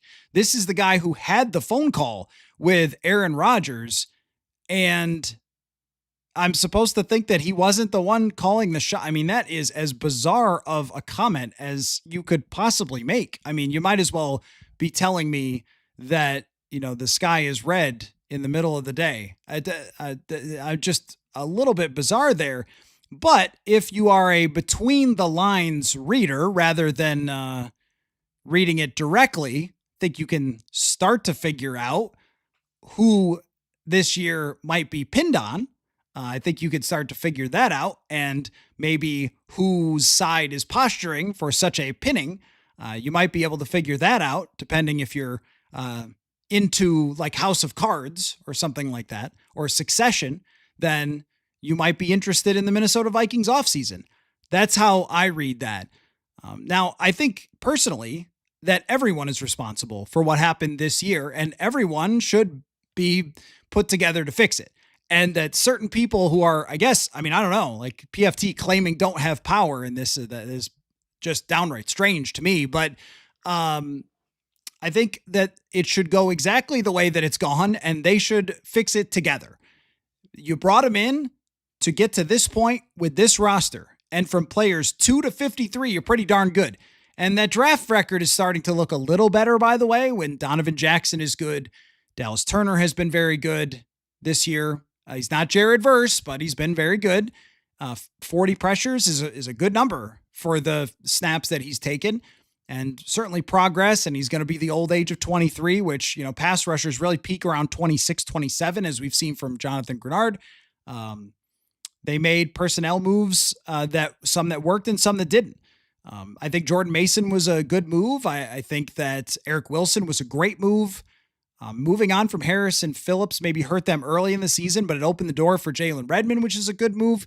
And overall, they have a defense that can be elite despite the fact that they got no help from the offensive side. When the offensive line was healthy, it was really, really good. It all comes down to that quarterback position. But the idea that the guy who was the quarterback whisperer who won Coach of the Year based on finding Sam Darnold and guiding him, that he had nothing to do with the quarterback decision is just, beyond all comprehension. But I think if the Vikings are going to have a fall guy, I think it's going to be the general manager. And if they do that, my idea would not to be to give the head coach more power in terms of the roster. My idea, in fact, even when you look at some of these draft picks, every time I bring up Jordan Addison as a successful draft pick, all of you tell me that O'Connell did it. So, and Donovan Jackson was called by Kwesi keeping it on the fairway. I haven't seen the analytic type angle and moves and efficiency and stuff like that really at all since he's been here. It's been much more like coaches are calling the shots just from the outside on paper than it is one guy taking a hold of the reins and doing whatever he wants. So none of this really clicks for me, other than if he's the fall guy, then he's the fall guy. Like, oftentimes that's how it works in the NFL. But to me, if you're getting a general manager, a different one, what I'd like to see is someone with a lot of experience who can tell the coaches no, or who can tell the owners no. If certain people want to go out and trade for Adam Thielen, then someone needs to tell them, no, that's not a good idea. Or someone needs to have the credibility to get a good deal from the Carolina Panthers instead of getting robbed. Or somebody needs to tell certain people that, defensive tackle who was good 2 years ago might not still be good. So I don't know. We'll see how that ends up playing out. But maybe our first hint that 9-8 doesn't get everybody out of the woods when you botch the quarterback decision like they did. This is the reason you listen to the show, folks. It is the best. This is why I can't really watch those Netflix shows. Congratulations to Netflix on their Christmas ratings, by the way, because the NFL is the best show there is. It is, the drama is going to continue into the offseason. But if anything also that I would take away from that is my inkling that they are not just locked into JJ McCarthy as their guy and they're going to keep developing for next year. That's a read of that too, of what PFT said. If we're already trying to pin what happened on somebody else, that doesn't mean you feel great about it and you just had bad luck this year. So, or it could just be that, he has chosen his side and he's going to go forward from it. I'm not sure. It's a very, very odd couple of sentences though. Let's see. Derek says, I don't care about Jets 1,000 yards. Don't care to see McCarthy with a broken hand. Treat it like a fourth preseason game. Well, it does matter that Jefferson gets 1,000 yards because it's important to him. And he is important to the future of your franchise. Because presumably someone else who plays quarterback for this team will correctly throw the ball in his direction. He'll catch it. And when that happens, it's going to be a big deal. So he's in a position already right now to be walking into people's offices and say, find me a freaking quarterback, guys, or I'm not signing that next extension with you, and I'm going to want my way out. Now, some of you will be like, good, go then, but that's stupid. Like, we don't need to be stupid. It's a really good idea to have Justin Jefferson be your Larry Fitzgerald and work his way through the ups and downs. but he should be looped into what the answer is going to be at quarterback, or what J.J. McCarthy is going to be able to do to get him the football. And ending on a strong note of getting over 1,000 yards, having a big game, little things go a long way, right? My parents would say that, and I agree with it. So it does matter. Rob, it's JJ's first season as a starter, so the comparison with other first season starters is just as valid. No, it's not. It's absolutely not. It's not. The people who want to call him a rookie, oh, well, it's his rookie year. It's just not. It's physically, truthfully, factually not. He had an entire, it's so different. Last year, he had an entire training camp. He had an entire year behind the scenes to understand how the offense worked, how the NFL works. And we were told over and over that he was doing virtual reality, and that what he showed, Mark Wilf told us that what he showed behind the scenes with his work ethic and everything else was so important to them that that's one of the main reasons that they went with him and not Sam Darnold. So, and actually I should maybe leave it up. Now PFT mentioned the GM, so I should leave it open to him referring to the owners. I'm not sure, but anyway, it's not his rookie season. It was his second season. He had the entire OTAs, training camp, all that stuff in his first year. So he was ahead of any other rookie that's coming in off of college football by eons. He should be. Now, when he got out there, it didn't look like he was, and that's maybe part of inexperience. But how many excuses do you want to give over another full season where you've had a full year, and the way he played against the New York Giants still looked like a rookie quarterback to me? It still looked like at times you're missing reads, you're trying to do too much, you're taking sacks and things like that. I mean, at some point you get to a level, a moment where you have to say it's got to be really darn good, or you got to do something else. And they have to figure that out, how much they believe in the idea that it could be really darn good. And if they do, they're staking their careers on it, or, Kevin O'Connell is. And it's just hard to believe that he's going to stake his entire quarterback guy thing on just J.J. McCarthy next year. So I foresee an Anthony Richardson and Daniel Jones type of situation. That doesn't mean the veteran has to win it, but McCarthy's going to have to earn his job next year. This idea that we just can wait forever, not this team. There are teams that can wait forever, and there are teams that can have 50 million excuses and 100 missed games and whatever the lowest every other number and everything. And there's quarterbacks like that. Cam Ward is like that. Cam Ward can have those numbers, but I sure as heck don't think that J.J. McCarthy can in this situation. In fact, I can share some of those numbers with you that I did in my research. Let me pull those up. So I wrote a piece that the Vikings quarterback play was unacceptable this year, and I think that's the proper way to put it. And here's the numbers for McCarthy, because we're all in agreement that whatever happens against Green Bay is not a real football game. So if after 17 weeks, these are the final numbers, he was 35th out of 35 in passer rating for guys with at least 200 attempts. That is last. 34th out of 44 in adjusted completion percentage for drops. 29th out of 32 in points added by ESPN. 31st out of 32 in QBR by ESPN. 4th worst in terms of pressure to sack ratio. 3rd worst in terms of sack percentage. And worst in interception percentage. And here's a little chart of adjusted net yards per attempt and success percentage. And there is McCarthy, and there are the MVPs. So, and I've heard that a lot from folks who say, well, you can't compare him to other quarterbacks. Sure you can. I mean, you can't. No, you can't in his first night in the NFL, his first week or his second week, start comparing him to Matthew Stafford. But by the end of the first year of his career, we should look at the numbers and be able to see it. And with the ones that I just read you, hard for me to see it. And as I've said, it's always going to be the facts is what I'm going to rest on. And there's a lot of, well, this could happen and that could happen. And certainly I leave the door open for that. And I've said that many times, that I think that J.J. McCarthy will someday be a very good quarterback. But next year, there's too much pressure on this organization to just say, oh, I believe in those numbers when we're talking about, the expected points added being at the very bottom of the league and, things like that. So, I think we can delude ourselves as much as we want, but the reality is the team cannot go into this offseason and say, oh, I feel totally fine about the stats that were put up here. Samuel says, if Malik Willis plays, make him look bad, then go get him. Oh, that's funny. That's funny. Let's see. Marauder says it's gotten negative because Matt decided he is a bust.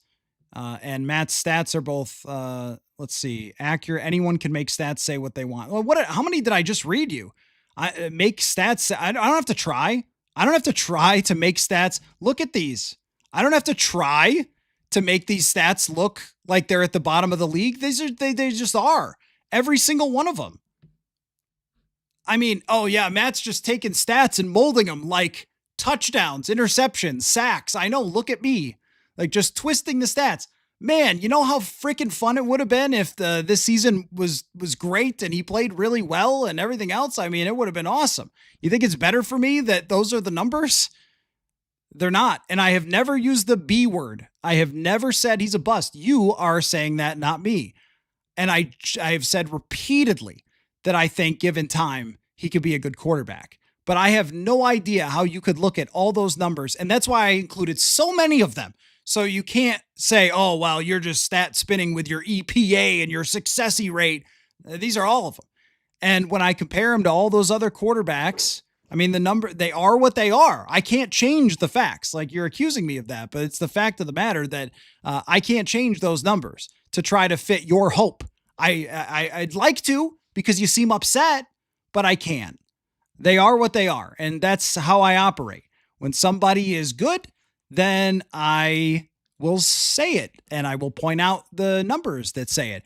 But I've never said he's a bust. I've never said this could never work out. It's that he has to prove it next year in training camp. And also, if they went and got somebody else to be their starting quarterback, I'd be okay with it. I'm not going to criticize them for it. If they decide this isn't good enough, we're going to get Kyler Murray, I'm not going to say, how dare you? I'm going to say, I get it. Because those are the numbers. And again, this was the plan that I had forever. So it not working at this moment is not particularly great for me. Now, I did think that they should bring back Darnold on the franchise tag last offseason to give JJ more time, to prove himself. But I mean, even then, I thought, well, if they believe in McCarthy, they should go forward with it. That's what I said over and over. If they believe in him, they should go forward with their plan. The rookie quarterback contract thing, how many times did I talk about it? This is what's happening right now. And the idea of them going and getting Kyler Murray or Geno Smith is making me wrong, actually. It's making my plan not work out. So if criticize me for the right thing, as opposed to putting words in my mouth, he needs to have he needs to prove it next year and have competition in training camp at the very least. At the very bottom barrel, he needs to be taking on somebody like Daniel Jones or somebody like Geno Smith or somebody like Kirk Cousins and trying to beat them out. And if he can't beat them out, then that needs to happen next year. There's no way you can look at what's happened this year and the injuries and say, this is fine. You just can't. It isn't. The thing is, that's funny is it's not negativity. It's reality, which I noticed that those two get conflated way too often in sports analysis. Why are you hating on a guy? I'm just living in the real world, my friends. So if they decide to stick with him and have Sam Howell as their backup for next year in camp, then, well, that means they really believe in what they saw and they're on your side. So I guess we'll find out. But if they don't and they get someone better than that, then it means that I have nailed it with my negativity. So I guess we'll see. And negativity is in big old finger quotes. Let's see. Mike Purple Husker says, Matt, if JJ McCarthy stays healthy all next season but shows little improvement and the Vikings have a losing record, do you think there's a reality where he gets benched? Oh, yeah. Oh, absolutely. Yeah, for sure. I mean, that's exactly what happened in the situation I was talking about with EJ Manuel. Is his first year was very much like McCarthy's, where it was stops and starts, injuries, some good play, some struggles with accuracy. He was a little bit less on the confident side, I think, of McCarthy, but I would even say that McCarthy's confidence has waned throughout the year. He won't say that, but, just watching him, I think that there were times where he looked like he was really trying to, kind of guide the ball as opposed to playing loose and free. Seemed to help when he got to play the Commanders to play a little more free. But I think it did help that the pressure was off. They were out of the playoffs. The coach told them just go play. Like, I think that helped. But then the second year with Manuel, I remember it really well. They were playing against the Houston Texans. They were leading a drive, and he threw it right to J.J. Watt, and he ran like 90 yards for a touchdown. They benched him, and I don't believe he ever played. No, he did play one more game for the Bills. He came in relief of somebody in a game against the Jaguars, but that was it for him. And then he lost the competition the next year. That's my point about when you play like this, competition arrives the next season across the board, unless you were a tanking team before, unless you're a full rebuilding team or the guy was top 3. If you were a team that drafted a guy while expecting to win, Trey Lance is a good example, got hurt his first year. And then what was it, year 2? Did he make it to year 3? Was it year 2 where competition arrived? Maybe it was year 3, but either way, it was quick, right? It wasn't a lot of starts for Trey Lance. It wasn't a lot of starts for Anthony Richardson. Competition arrives fast when you play like this. That's just a fact of the matter. So the answer is yes. You can't continue to go through that. Let's see. Langston says the blinded delusional attached to this whole process was so draining. I've never seen so much love for such terrible play. It's truly sad. Appreciate you calling a spade a spade. Well, I mean, that's always going to be the show is here's what I see, the accumulation of the evidence, and let me present it to you the way that I view it. There are other shows that are probably more hopeful. I'm not a hopeful person. I'm a straightforward person. And so that's how I've always done the job. So, spade a spade is for everything. Spade a spade is for saying, Will Fries probably was not worth $17 million and Dalton Reisner could have given them just as much. Or spade a spade is saying that, give Dallas Turner more time because I'm seeing some good things from him in training camp. And then eventually it comes to fruition, right? And sometimes I'm wrong about that. Sometimes I think Theo Jackson will be a lot better or something. All of it. But then if it doesn't happen, it doesn't happen. It's not planting flags and staying there forever. If they bring in Daniel Jones and JJ McCarthy and Jones battle it out in camp, if Jones is healthy, I'm just using an example, and McCarthy takes this huge step forward and lights him up and looks great, then guess what?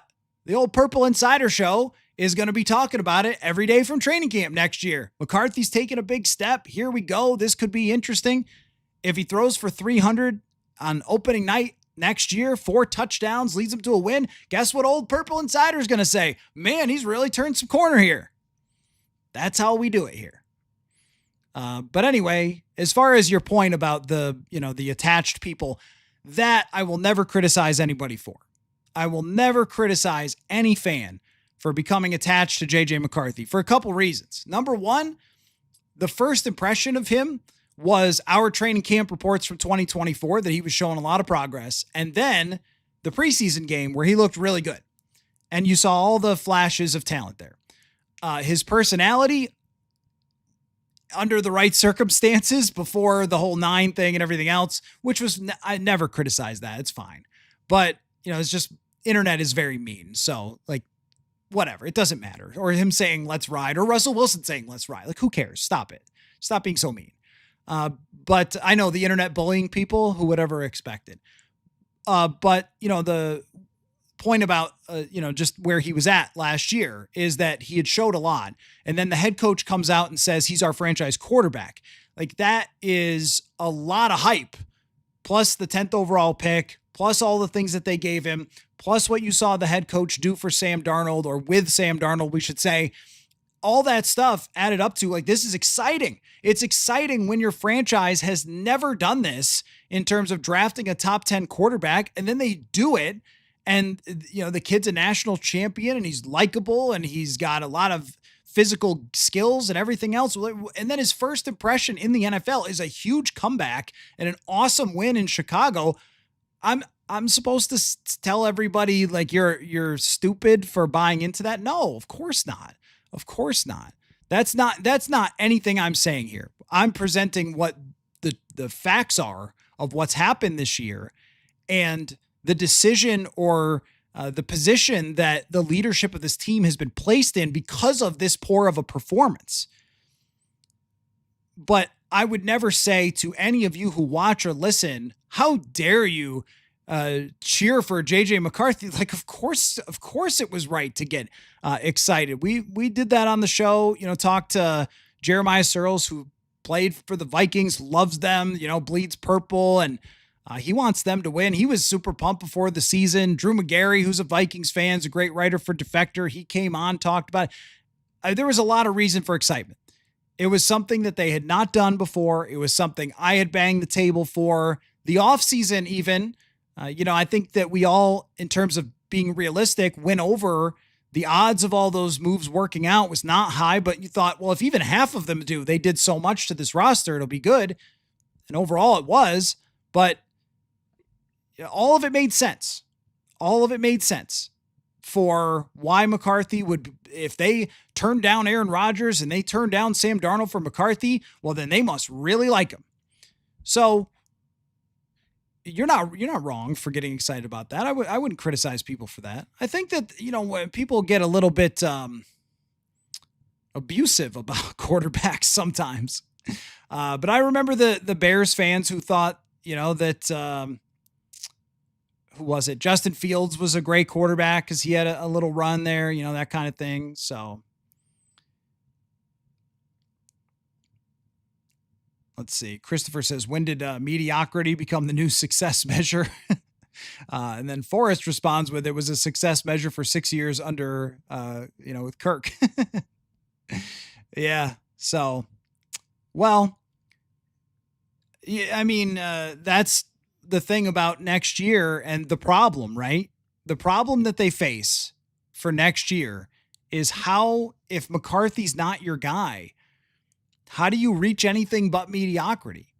And that's why I continue to bring up Kyler Murray, because to me, he's the only guy that I could see that actually happening.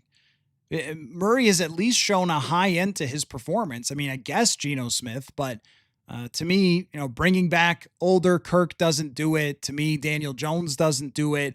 I like Jones, but I don't think it gets you.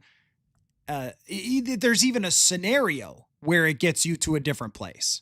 That's the trouble with, and that's why there is a lot of pushback here. Whenever I talk about this, is because if you get into that realm of thinking, all right, well, here's the quarterbacks they can get. If they don't believe in McCarthy at all, and they're just needing to start somebody else, none of them are inspiring. None of them make you think this will be better than what has happened in the recent past, where you're just okay or you're not that great. That's the trouble. And so they need McCarthy to work out. But what I don't know is how far they are on a decision of what they think behind the scenes. Like, do they think this just isn't going to work? Do they think, well, we're very intrigued to see what happens next year, but we got to protect ourselves better with a backup quarterback or competition for him? That's where I think they are. Or are they like, hey, these last couple of games have really been proof that he's on his way? Like, I think it's in the middle, but the truth might be one of those extremes. It's just hard to get a total sense for that. The reason that I need a schedule, the reason that I'm going earlier today is because it is New Year's Eve. Normally we have a pretty set schedule for the week, or at least I try to. But Happy New Year, everyone. I assume that people got plans. I assume that everyone wants to watch football, which will be starting pretty soon here. So that's why. Adam says, why were people selling Max Brosmer as a starter? One of the silliest narratives. Who was that? Kwesi, fire him. Okay. Okay. Well, we always get to that last part. It's just like your comment is fine and I'm going to like respond to it. And then you just say something like really over the top. It's a third string quarterback. The Minnesota Vikings liked Max Brosmer because he showed some promise in the preseason and in training camp. But I don't think any one of us would have said, and look, I liked what I saw too. And their excitement for it is always what we're using as our barometer. So when they seemed excited, it was like, well, maybe, what I'm seeing makes sense. And I still think that it is. He came into the Giants game and operated that pretty well. The pressure was a major problem. And I also think that they basically told him in that game, if you don't turn this over, we're going to win. So if it's not wide open, just take a sack. And he did. But I don't think anybody thought that it was a great idea to have an undrafted rookie just jumping right into the fire in his first year. He's an undrafted rookie, third string quarterback for a reason. I mean, you're saying whoever thought, which third string quarterback is just crushing it out there? Brady Cook, look at his numbers. They're just as bad. So I think that Brosmer, Wes Phillips was vehement the other day when I asked him about Brosmer, about what he can learn from the game. And he said, look, he's going to be in the NFL a long time. I fully believe that. And he said it with a lot of conviction, and I could see why. Like, Brosmer's got the right stuff that he's made up of, but he needs more experience too. He needs more preseason games. He needs more training camps. And he's probably a backup quarterback in the NFL, and he'll be someone's QB2 someday, but if that's not right now, like, give him more than this to figure it out and take some steps forward. When we're not talking about a first round draft pick that you staked your franchise on. We're talking about a QB3. So it's quite different. Junt, Junt. Hopefully that's not some word that I don't know from the internet. JJ doesn't even know the basics of being a QB. He barrels down the field head first like a torpedo with the ball in his hands. He's going to get killed at some point. The diving forward thing makes me nervous too. The playing style, the way he plays, his style of play is concerning for, potential injuries. Grant Bills is going to come up soon, although you guys have I've still got a lot of comments to get to, but I want to remind you of two things. One, the FanDuel question of the day: Ravens are 3.5-point favorites against Pittsburgh on Sunday. Loser will face consequences. Let's just put it this way. What do you think those are? And could it involve Brian Flores? Like, what do you think happens to the loser of that game? Also wanted to mention that Kevin Williams is a finalist for the Hall of Fame, which I think is awesome, and it is well deserved. Every one of those finalists, I thought, how can they keep any one of these guys out? And I hope the NFL the Hall of Fame voters, I hope that last year they were talking about tightening the purse strings, making it harder for people to get in. I don't like that idea. The Hall of Fame is to celebrate the greatest players for fans of the game. They need to keep that in mind, right? Like, if you're talking about all-time great players, fans of those all-time great players wanting to celebrate them, let them do it. Like, as opposed to drawing some super, super hard line of because then you get so many guys backlogged that there's a ton of players who are sitting there deserving and have the same numbers as guys in the Hall of Fame. And you're going, well, we've already put we can't put this person in, and there's too many this year, whatever. Like, don't do that. A guy like Kevin Williams is totally deserving. He just was not like a big celebrity type of player, but 6-time All-Pro, that usually gets you in. Also, got to remind you again about ZipRecruiter, my friends over there. Purple Insider, we're always changing and doing new things, setting new goals for 2026. Thinking about like a multicam type of situation for, I don't know, maybe we'll improve the studio a little. I will not be changing out the flags though. The flags are going to stay, but there will always be goals for Purple Insider. And if you're hiring for your company and you're trying to reach goals too with new people, you might want to check out ZipRecruiter. You may be looking to add to your squad, and there's a place that can help you conquer the new challenges and goals that you'll face in 2026. ZipRecruiter, you could try it for free right now at ziprecruiter.com/audio. It's not your run-of-the-mill job website that's just got a bunch of spam or something. They've got tools and data that separates them from the pack, matching technology that helps you find the top talent. Also, you can find right away how many job seekers in your area are qualified for the role. So let ZipRecruiter help you find the best people for all of your roles. 4 out of 5 employers who post on ZipRecruiter get a quality candidate within the first day. See for yourself. Go to this exclusive site, ZipRecruiter.com/audio. ZipRecruiter.com/audio, the smartest way to hire. All right, back to your questions, comments, thoughts.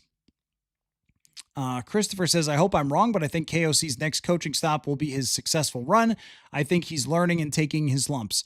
This is why I will continually say that when the idea of firing Kevin O'Connell gets brought up, I don't think it's a good idea. I think what you'd rather do is have your guy for a long period of time that you know sets a certain standard for the franchise, the organization, which is even in your bad year, you're 9-8, you're 7-10, and in your good year, you're 13 or 14. You can win a lot of games with this guy as your head coach. Is he perfect? Absolutely not.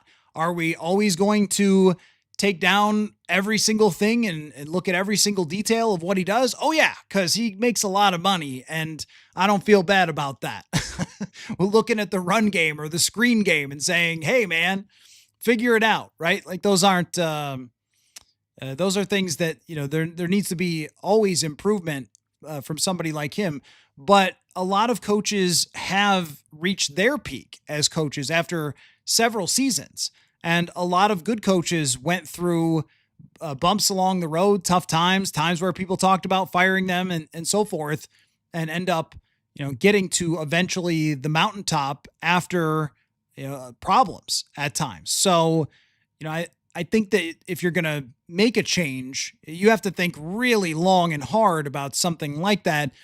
Usually for me, it's more about, unless the person is completely inept with their scheme, which maybe some of you would say that O'Connell is, but they won 14 games last year with Sam Darnold. So I would not say that that's the case. I think that there needs to be at times some of the lessons that he talked about from this year applied. And if they were, and I just, it's a simple example, but it's a 2nd and 1 at the goal line with Carson Wentz as your quarterback. Like, just give it to Jordan Mason. Like sometimes like the simplest answer and letting the defense win a game can be your answer. Like grinding out the other team is okay at times. And then that can be learned. But if it was an issue of the players think that the coach is lost, the coach is losing his mind, or a lot of different things inside the building had become super toxic. I do not think that's the case. And I don't think they would have won all these games in a row if it was the case. I don't think they performed like they did last week on defense if they had just given up on O'Connell and wanted him out. I remember Sage Rosenfels telling me that he played on a couple 8-8 teams under Gary Kubiak that probably should have won 4, but the guys at the end of the year just wanted to fight like crazy for Gary, which doesn't surprise me.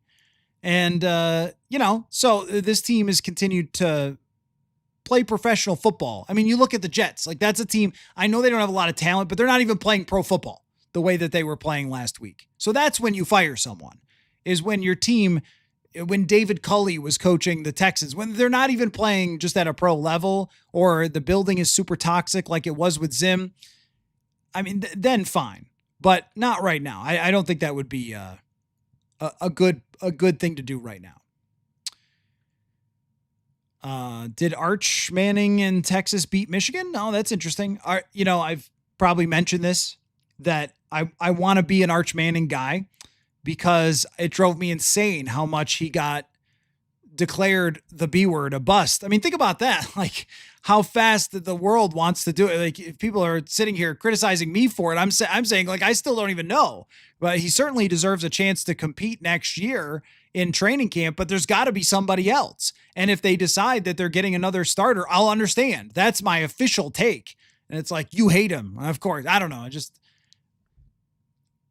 I do set a high standard for the team. I expect them to try, to do everything they can to win. They don't have forever to do it with this roster. Anyway, with Arch Manning, He lost the first game to Ohio State and was like, this is the biggest disappointment of all time. It's like, what? The guy's playing his first game. So, he's going to be under the spotlight a ton, and I'd like to see him succeed. He's a fun player. He's good. Let's see. Forrest says this will be my third game of the year from Wisconsin. If it's Clayton Tune versus Max Brosmer, I might swan dive from the cross beams. Okay, that's a little aggressive. I think you're going to see JJ McCarthy, and that's a reason to push through it. If there is not serious potential implications, this is a reason to try to play through the pain, do anything you can, because this guy, Forrest, is driving from Wisconsin to see you play, and I'm guessing that you paid for the tickets. And that is something that I feel like maybe the NBA lost sight of at times. And I know all the math and science, and I've read it all. I understand. But sometimes you feel like guys lost the fact that people pay to come see them play. And it's just that, I'm taking another rest day because I can, rather than, hey, and this is why I really like Anthony Edwards. Anthony Edwards drives me crazy sometimes with some of his play, his erratic nature. And I don't love some of his post-game stuff. But the guy plays every freaking night. And I love that about him because he knows that people are coming to see him play and he's the franchise player and he needs to be out there. So I think the same message was probably imparted onto JJ McCarthy. It's like, bro, starting quarterback's got to play, man. We can't have 3 net yards again and just hope that the defense gets 6 interceptions. So, Not a Twerk says KOC is going to pick his spots, but I guarantee you they're going to find single read plays for Jets, and he's going to tell McCarthy, better throw the ball. Yes. Yep. KFT says showing improvement playing against Green Bay would be evidence of improvement. McCarthy would have thrown for 300 yards against the Bengals. Yeah, okay, but he didn't play Seattle either. You can counter that. I mean, missing out on that Seattle game helped. As bad as those numbers are, it probably helped to miss that game. But to your point, I mean, look, if he plays well against Green Bay, I'm not going to view it as some massive improvement, but I will view it as like, let's weigh the different games. Okay, the Commanders game is fine. I would not weigh that super heavily. I thought the Dallas game was very impressive. The Dallas game was the one that they won because of their quarterback's performance. Now, there's a lot of great play on the defensive side too, but their quarterback drove them to victory in that game. He was down in the third quarter, leads a touchdown drive. Like, he played really, really well in that football game.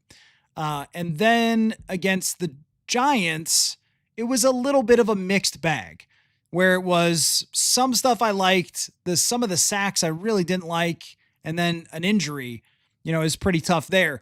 So if I'm weighing those different games, well, Washington totally quit. So I'm not giving a lot of credence to that. But Dallas was playing for their playoff lives. That one matters a lot. The Giants, they seem to want to get their sack numbers up. They weren't like giving up on offense. They kind of were, but they were getting after him a little bit. They were playing hard, but it wasn't as much progress as maybe we had seen before. So this one would be weighed the least by far, by like a million miles. It would be good for confidence and it's good for reps, but I don't think that it's proof of like a massive jump. That's how I put it. Mock draft season is fun. Yeah, I can't wait to get into some more of those. Matt Rule still can't beat a top 25 team. Did Nebraska lose? I was watching the Duke Arizona State game. That was awesome. Tony the Tiger Bowl. Who else saw the Tony the Tiger Bowl? Tony was on fire. The guys, when they scored a touchdown, they jumped into a bowl of cereal.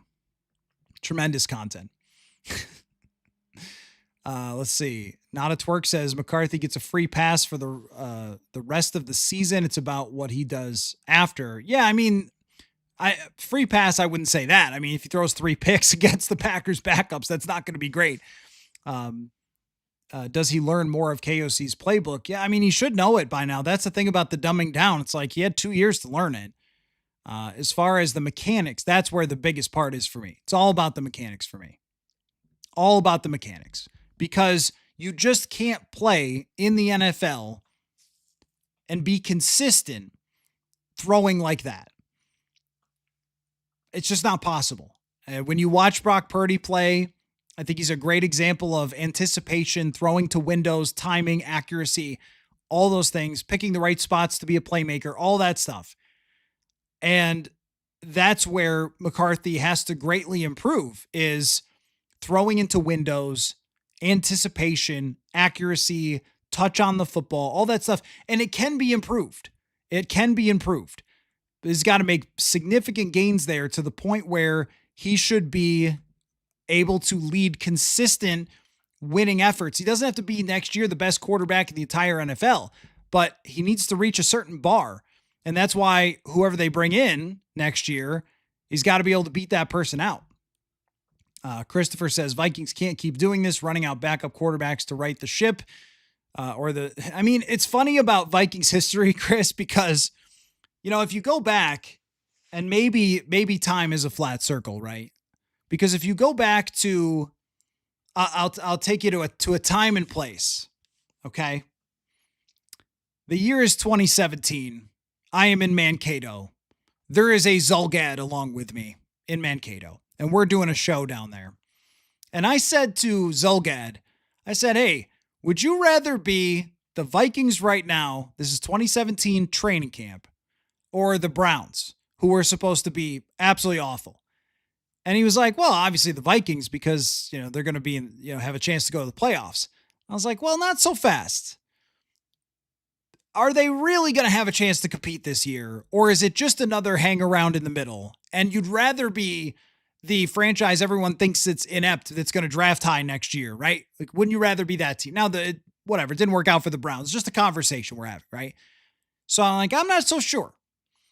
And they've got Sam Bradford there, who I thought had a ceiling on Sam Bradford, which probably was higher than I thought it was. And then Case Keenum. Case Keenum comes in after they had a first round pick go bust, not for his reasons. Teddy was on the rise. Teddy was playing well. He looked like he was taking another step, and then his knee. But the reality is, that first round pick didn't work out, other than they get a division championship in 15, but it didn't work out for the long run, right? So they had to bail, not their fault, but bail on their first round quarterback after 2 years. And then a backup took them to the NFC Championship. And, the story of the Vikings has kind of always included something like this. So it is kind of funny where it's like they can't keep doing this, and they sort of do. Now, the best possible outcome remains very clearly that McCarthy comes out of this offseason and is taking the step we're all talking about and is ready to rock and roll and lead this team and goes and wins a bunch of games. And I do think that he's shown some things throughout this year that win games, like playmaking, scrambling, like the touchdown against the Giants. If you can run, this is why I brought up the Josh Allen first year. It's like better than the quarterback rating suggests, because he added 8 touchdowns on the ground. If you can run and you can make plays out of structure, you can get a lot of first downs that, keep you going. And with arm strength like that and aggressiveness like that, you can push the ball down the field and create big plays, even if you're making mistakes, sort of like an Eli Manning. Like Manning's early career statistics aren't very good, in part because he just pushed the ball down the field a lot. It's a little bit different because it's a first overall draft pick, but it's arm strength and aggressiveness, which he has. So all those things. But if you don't have the down-to-down consistency of the technical parts and stacking completions, as KOC said, that's where you get into being just like a backup caliber quarterback. And he has played this year by the numbers like a backup caliber quarterback, because backups are in the league for a reason. Josh McCown is a freak athlete. Like go look at Josh McCown and his combine numbers. A freak athlete. Amazing arm. I've seen McCown thrown out there in practice. The man's 50 years old and he's gunning it. The reason he wasn't a starting quarterback was because of his consistency. And that's what it comes down to. That's why long drive champions don't always or ever win on the PGA Tour, except for what? I mean, there's a couple that are crushing it these days, but it's because you can hit the ball really far or hit downfield passes or big time throws doesn't mean that you're consistent enough, though. That's what has to change. The easy stuff has to be easier. Adrian says, how is Kwesi coming back after having the most cap space the Vikings have had in years and completely blowing it on veterans instead of signing young players as an investment and blowing it in the draft? Well, I don't think he blew it in the draft to get a starting guard who looks really promising. I think that there have been multiple layers to the draft thing, starting with the fact that they haven't had picks. When you trade picks for Cam Robinson and you trade picks for Cam Akers for the 5th time and you trade them for TJ Hawkinson and you trade them for you've just gotten rid of them and you trade up to get a Dallas Turner. That's one reason you don't have a very high hit rate. The other is that you don't have a defensive coordinator who wants to develop people. As great as Flores is, Mekhi Blackmon not being here or Nahshon Wright is kind of bizarre considering that they rolled out with, Fabian Moreau, who's been really nice, but is like 30 years old, and Dwight McGlothern, undrafted free agent. Zavia Vaughn's going to play this week. They haven't developed the guys. Brian Asamoah, they just got rid of him. And he, I don't know, he's probably not a great player, but you're not giving any of these guys any time. Caleb Evans, you just bring him in and move him out. And it's funny how football works because they made the trade, they got Nahshon Wright, and then the guy turns out to be good just for another team because your defensive coordinator didn't want to develop him. I don't know. There's a lot of different layers to that, but their first round picks are pretty good overall. Seen as a bust, clearly. But aside from that, with Addison and Turner and Jackson, and, the quarterback decision is different, but, still, people keep coming back to this drafting, and they did sign older players this year, but is the roster not good enough? When you look at the Packers roster, they're going to be in the playoffs. When you look at the Bears roster, 2 through 53, are you saying, the healthy Vikings are nowhere close? I'm not saying that. I think they have just as good of a roster as those teams. They got the 31st best quarterback play in the league this year. I think their roster is pretty good. So I wouldn't be looking to get rid of people who built the roster necessarily, but they might need some sort of fundamental change. They might need a fall guy after the quarterback thing went so sideways. To me, it is a one explanation season, and injuries definitely impacted it throughout and early on. But even then, other than the Chargers game went badly, but even then they had performances from their defense, performances from their other players in a lot of games that gave them chances to win. So Derek says, this is not an 8-9, 9-8 season. Are you Vikings PR? Got a lot of friends at Vikings PR. We get along quite well. Many years I've known those guys. So, don't like to say that as a derogatory thing. It was over 5 weeks ago. Yeah, I'm well aware of that. Let's see. Timberwolves Nation is mad that the Wolves lost today. Terrible loss. That's a Dane Moore problem, though. That's not a Matthew Coller problem. That's a Dane Moore problem. I'm on the Wild. I'm all about the Wild now. I'm gonna get a Quinn Hughes jersey, wearing green tonight. I'm a Wild guy. I love that they went all in. That move is great. And those are my takes about other teams. Let's see. Dan, I think. This roster's old and injury prone, needs to get younger. Would hate to see another bad draft. The drafting thing is just it's gonna kill me. It's just gonna kill me. The number of times that we have to go over it is going to end me. But they have a good team. I really think they do. And we talk about injury prone, who are we talking about? Cashman has had some injuries. Van Ginkel, I guess, through their careers. Do you not want those players? Who else? Ryan Kelly. That was someone who had injury issues before. Ryan Kelly did. Will Fries had one injury. I'm trying to think of guys play football. They have injuries. I'm trying to think of who we're talking about that was injury prone. Allen and Hargrave played the whole season. Those guys had injuries coming in. They played the whole season. Who had injury? Darisaw was not injury prone. He had a really bad injury. And even then they came out with a strong roster at the end of the day. Older? Yes. Injury prone? I don't know. Older is a lot. There are some players who are older, some who are in their prime. They've certainly got enough to win next year. I would defend the rest of the roster. I think the rest of the roster is pretty good. Certainly good enough to be in the playoffs in the NFC this year. Definitely think that.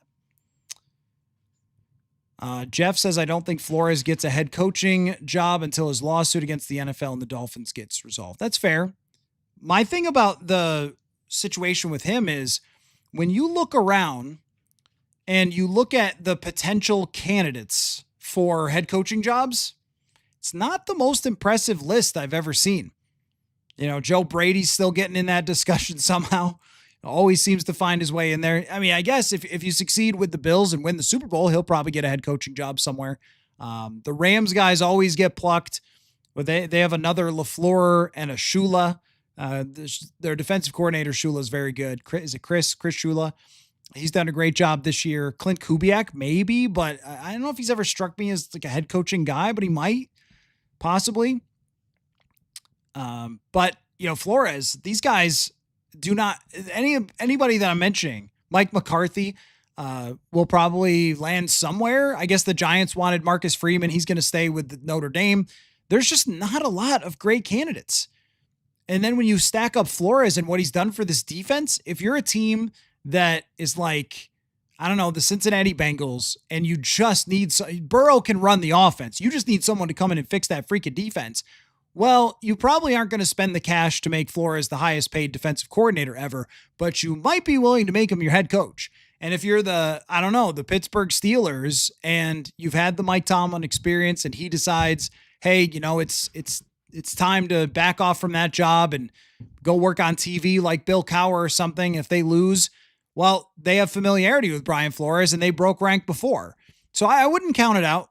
I would not count out the possibility just because of that, because I think in the NFL, you do reach a certain point, if you're an owner, where you throw your hands up and go, we just need the best guy. We need to win. We can't, if you're Cincinnati and you're the owner of Cincinnati, and I know they're cheap and I know they've got problems, but you're saying if we don't win, Burrow's going to leave.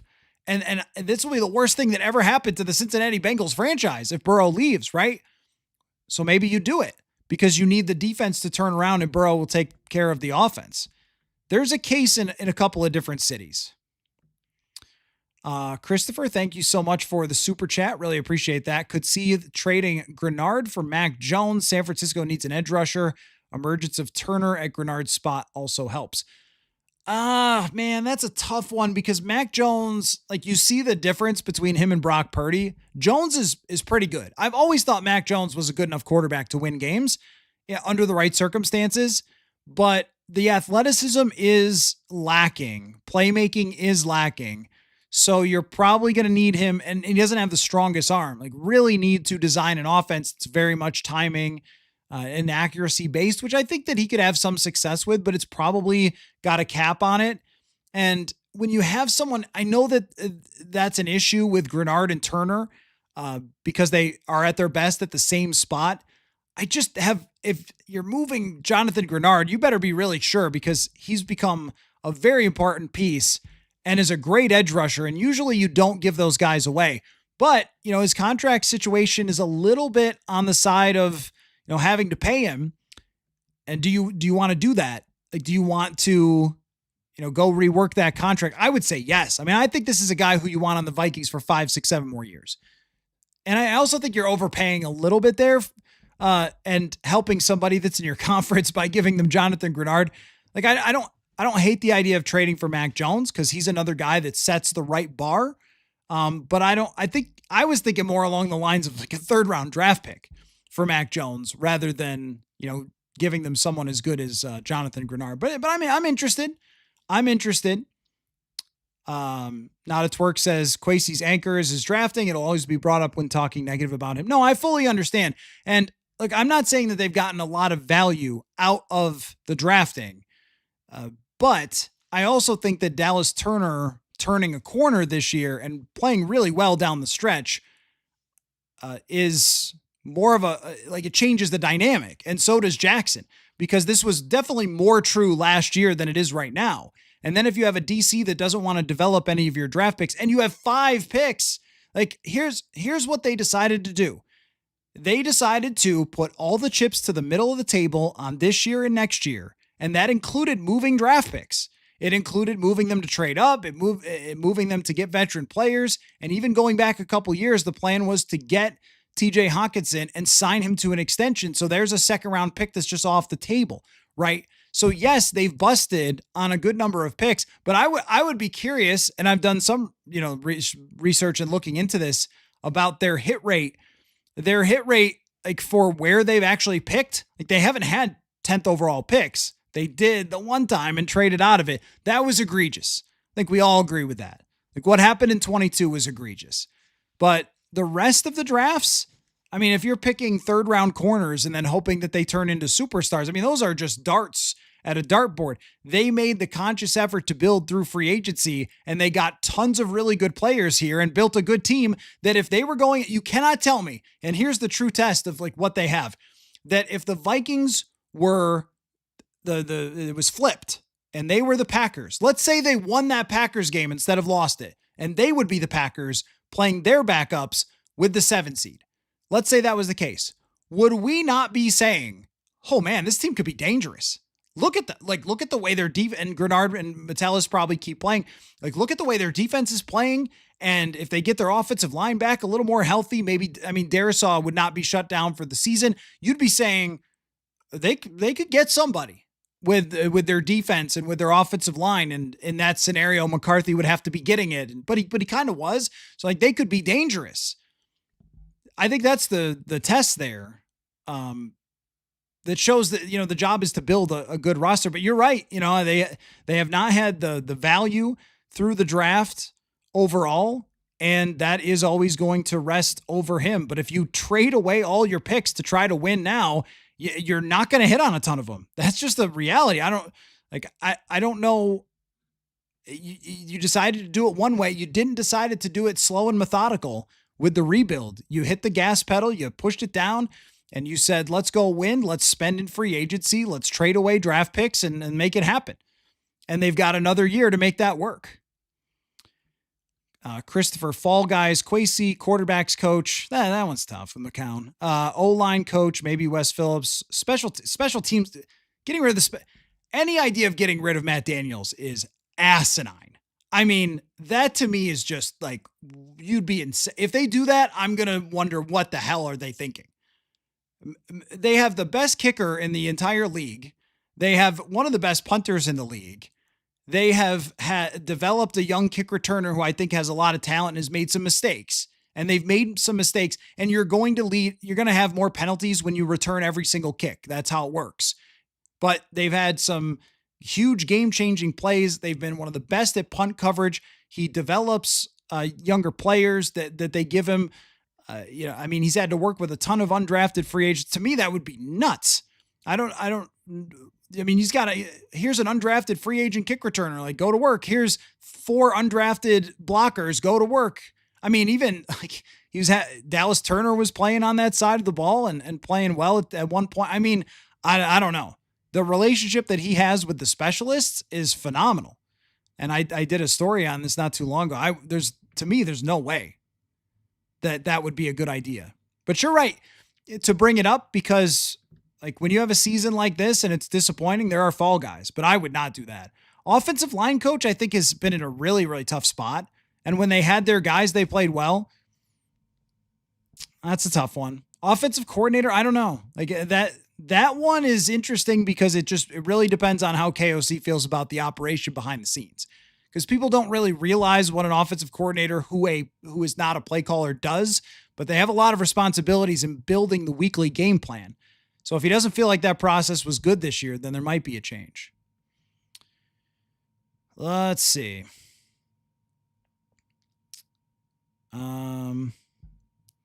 Comet says your idea of a strong GM is a good one, but I think it's clear that Andrew Miller is in charge. I don't know about that.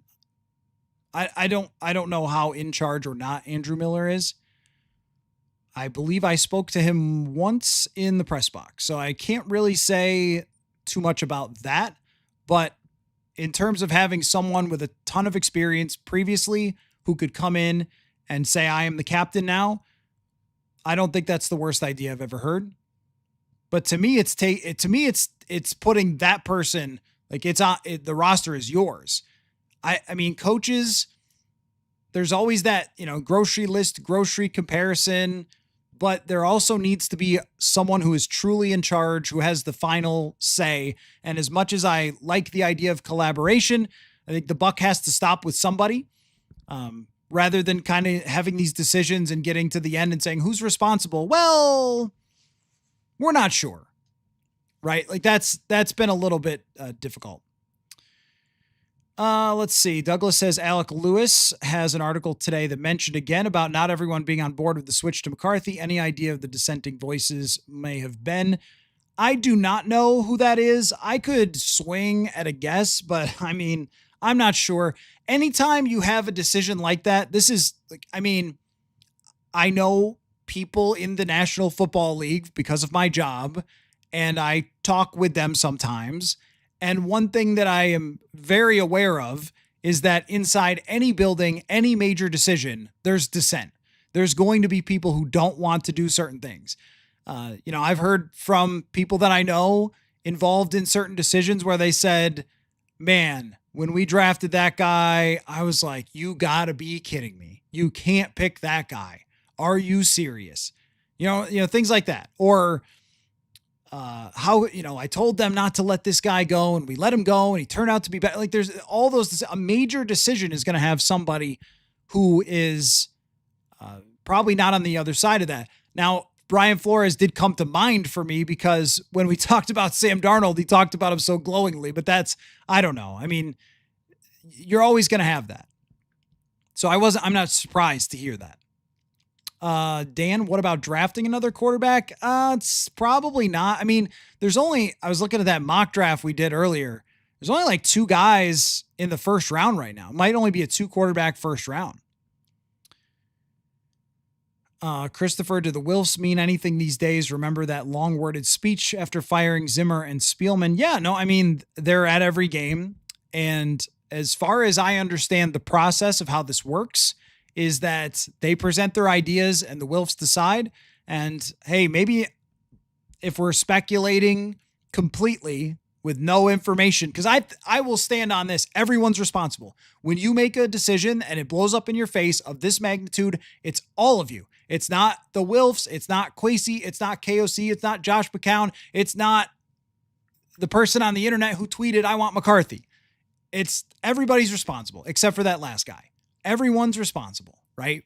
And if you walk out in front of us in Cleveland and declare him the franchise quarterback, you can't say, oh, it wasn't my call.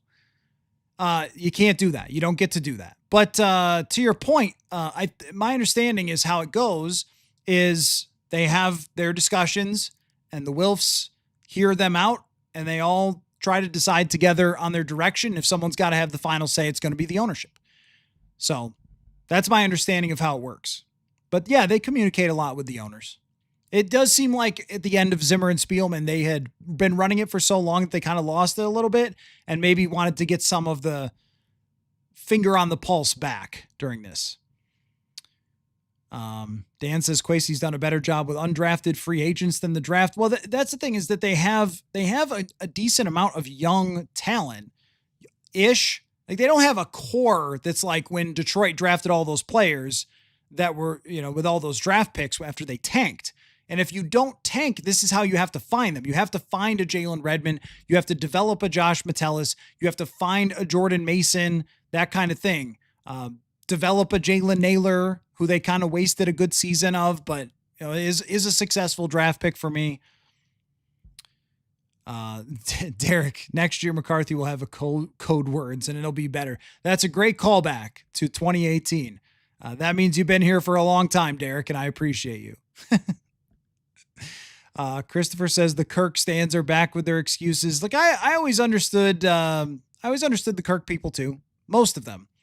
I always understood the Kirk people. I think that the thing for me where I get uncomfortable when you are all in on JJ or all in on Kirk, like that's fine. I mean, you're a fan of the team. You buy the jersey. You support the team. You're hoping, right? You're believing maybe someday this will work. Maybe that, he's a good quarterback and it'll come together and he's a high draft pick and all those things. That's what makes this whole thing go. is people showing up at stadiums and believing in their teams. I'm not going to criticize that. You guys wouldn't be listening to shows if I just said they'll never win a Super Bowl. Like, that would be the worst, right? So we're not doing that. But when we're looking at it from a very black and white perspective, if that's the conversation we're having, like what I do for my show, then what's frustrating to me is when people come in with, well, Josh Allen did it. That reminds me of like the Trent Dilfer won a Super Bowl. Like, all you need is a mediocre quarterback. It's like, okay, like you have to allow me to be reasonable. Like, you don't have to, and that's okay. But at least what we do here, you have to allow me to look at the black and white of it, because that's kind of what I try to do. And I think that's what most people want to know. You don't have to love that, or you can think, well, his numbers say this, but it's going to go a different direction. I believe in it. That's cool. That's a good conversation to have, and we could talk about why. But if it's like, don't you dare say that, it's like, okay, well, that's what we do. Man says, is there a world where Kirk Cousins ends up back here? Oh yeah. Yes, I think there is. I think that's a very real possibility. You talk about a quarterback who threads the needle. See, there's tiers of this. There's the Kyler Murray. If you get him, he's your starting quarterback. Like, JJ is just a backup. But if you get Kirk or Geno or Mac or Daniel, those guys are competition. And Kirk's played pretty well. You got to give him that. He's played pretty well, and they've won some games for Atlanta. And he did say he thought it was a mistake, because you talk about different worlds. Like, there's a world where Kirk comes back, and instead of winning 14 games, his Achilles isn't there yet. Maybe they win 8 or something, and then they turn it over to JJ or whatever. Like, I don't know. But there was a world where clearly he did have an offer to come back. It just wasn't what Atlanta's offer was. And he does have a close relationship with Kevin O'Connell. O'Connell has pointed that out. Let's see.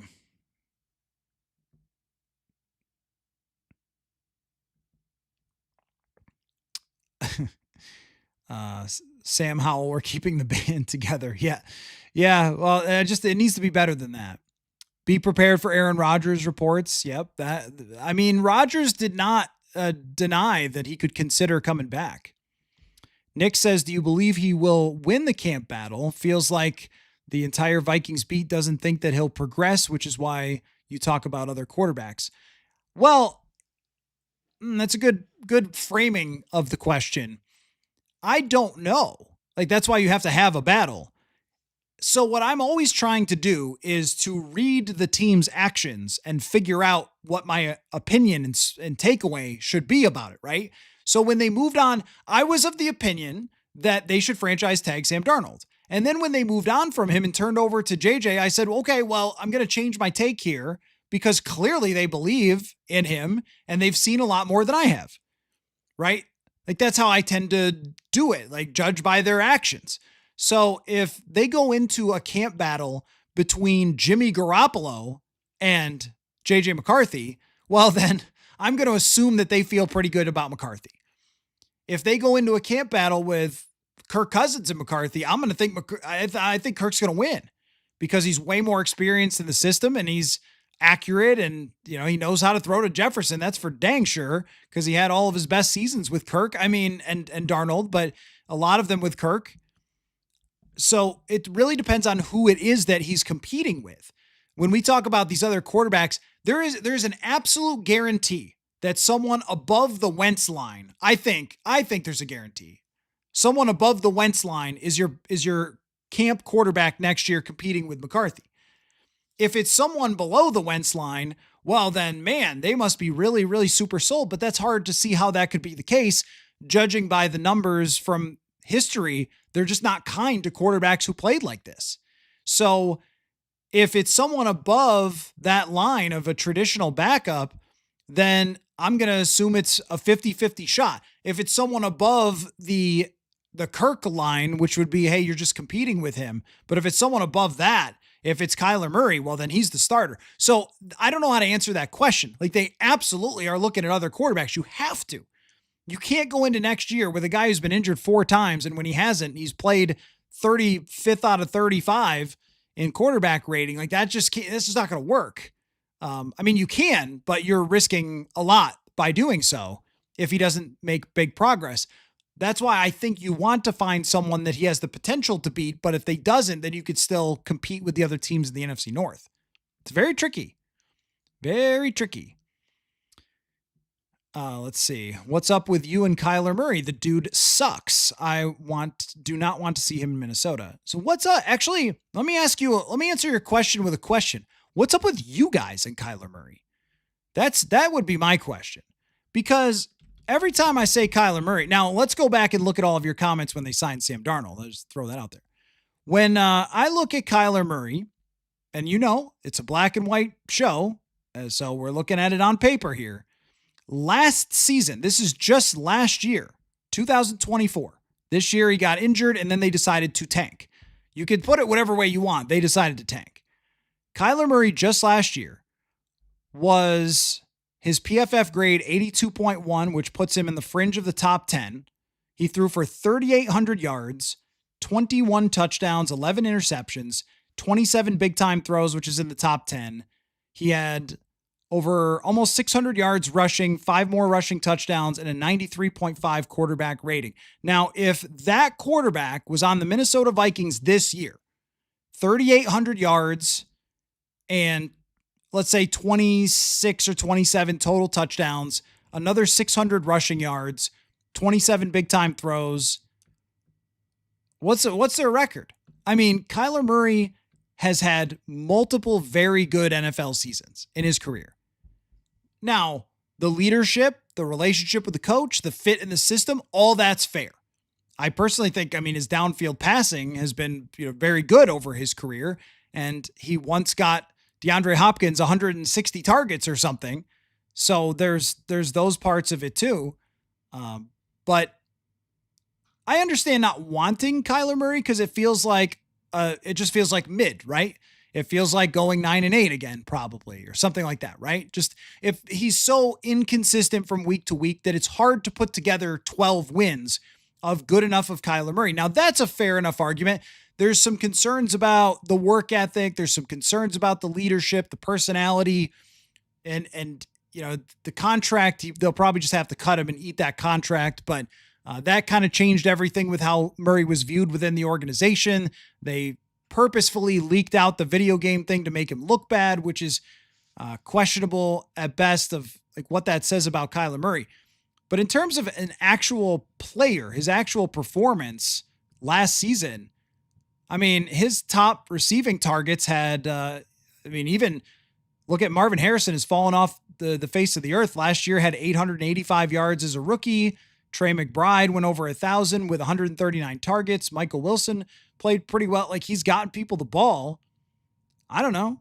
Like, in terms of options, there's not many good ones, but when I mention Murray, it's like, oh my gosh, I would rather never root for the team again or something. Like, huh?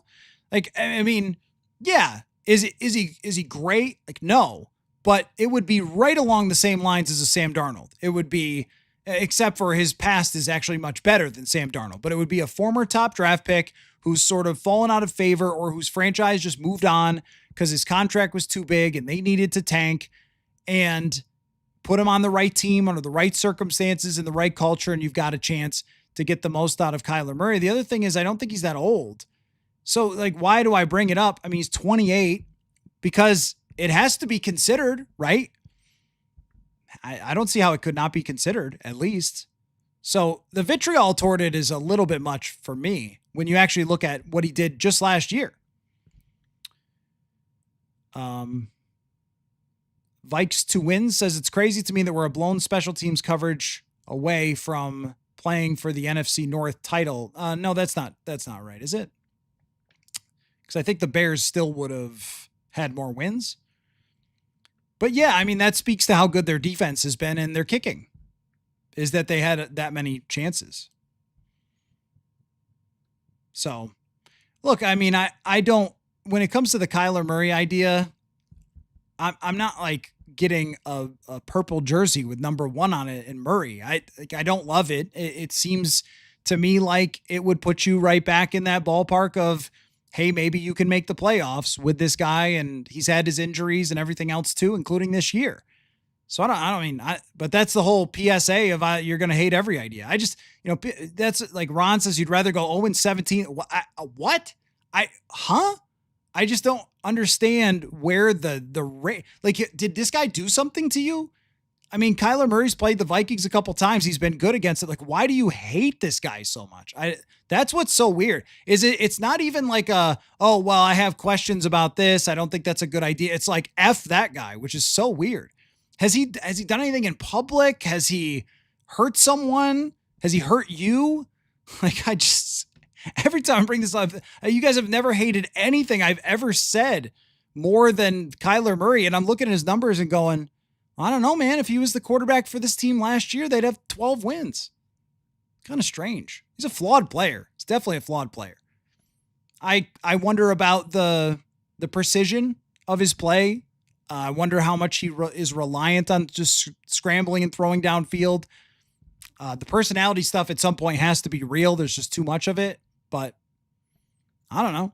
I mean, if I told you that they feel like there's just no chance you can reach the level they need to with McCarthy. If I told you, I know that for sure. I'm not reporting that. I'm just saying, like, what if this scenario?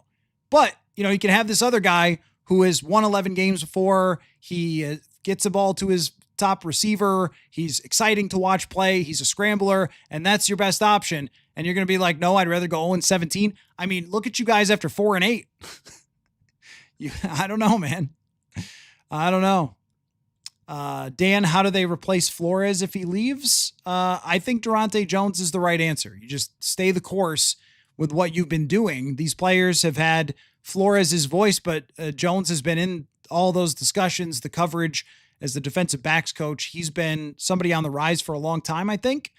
I would just stay with what you have, not look outside if they feel like he can lead that group.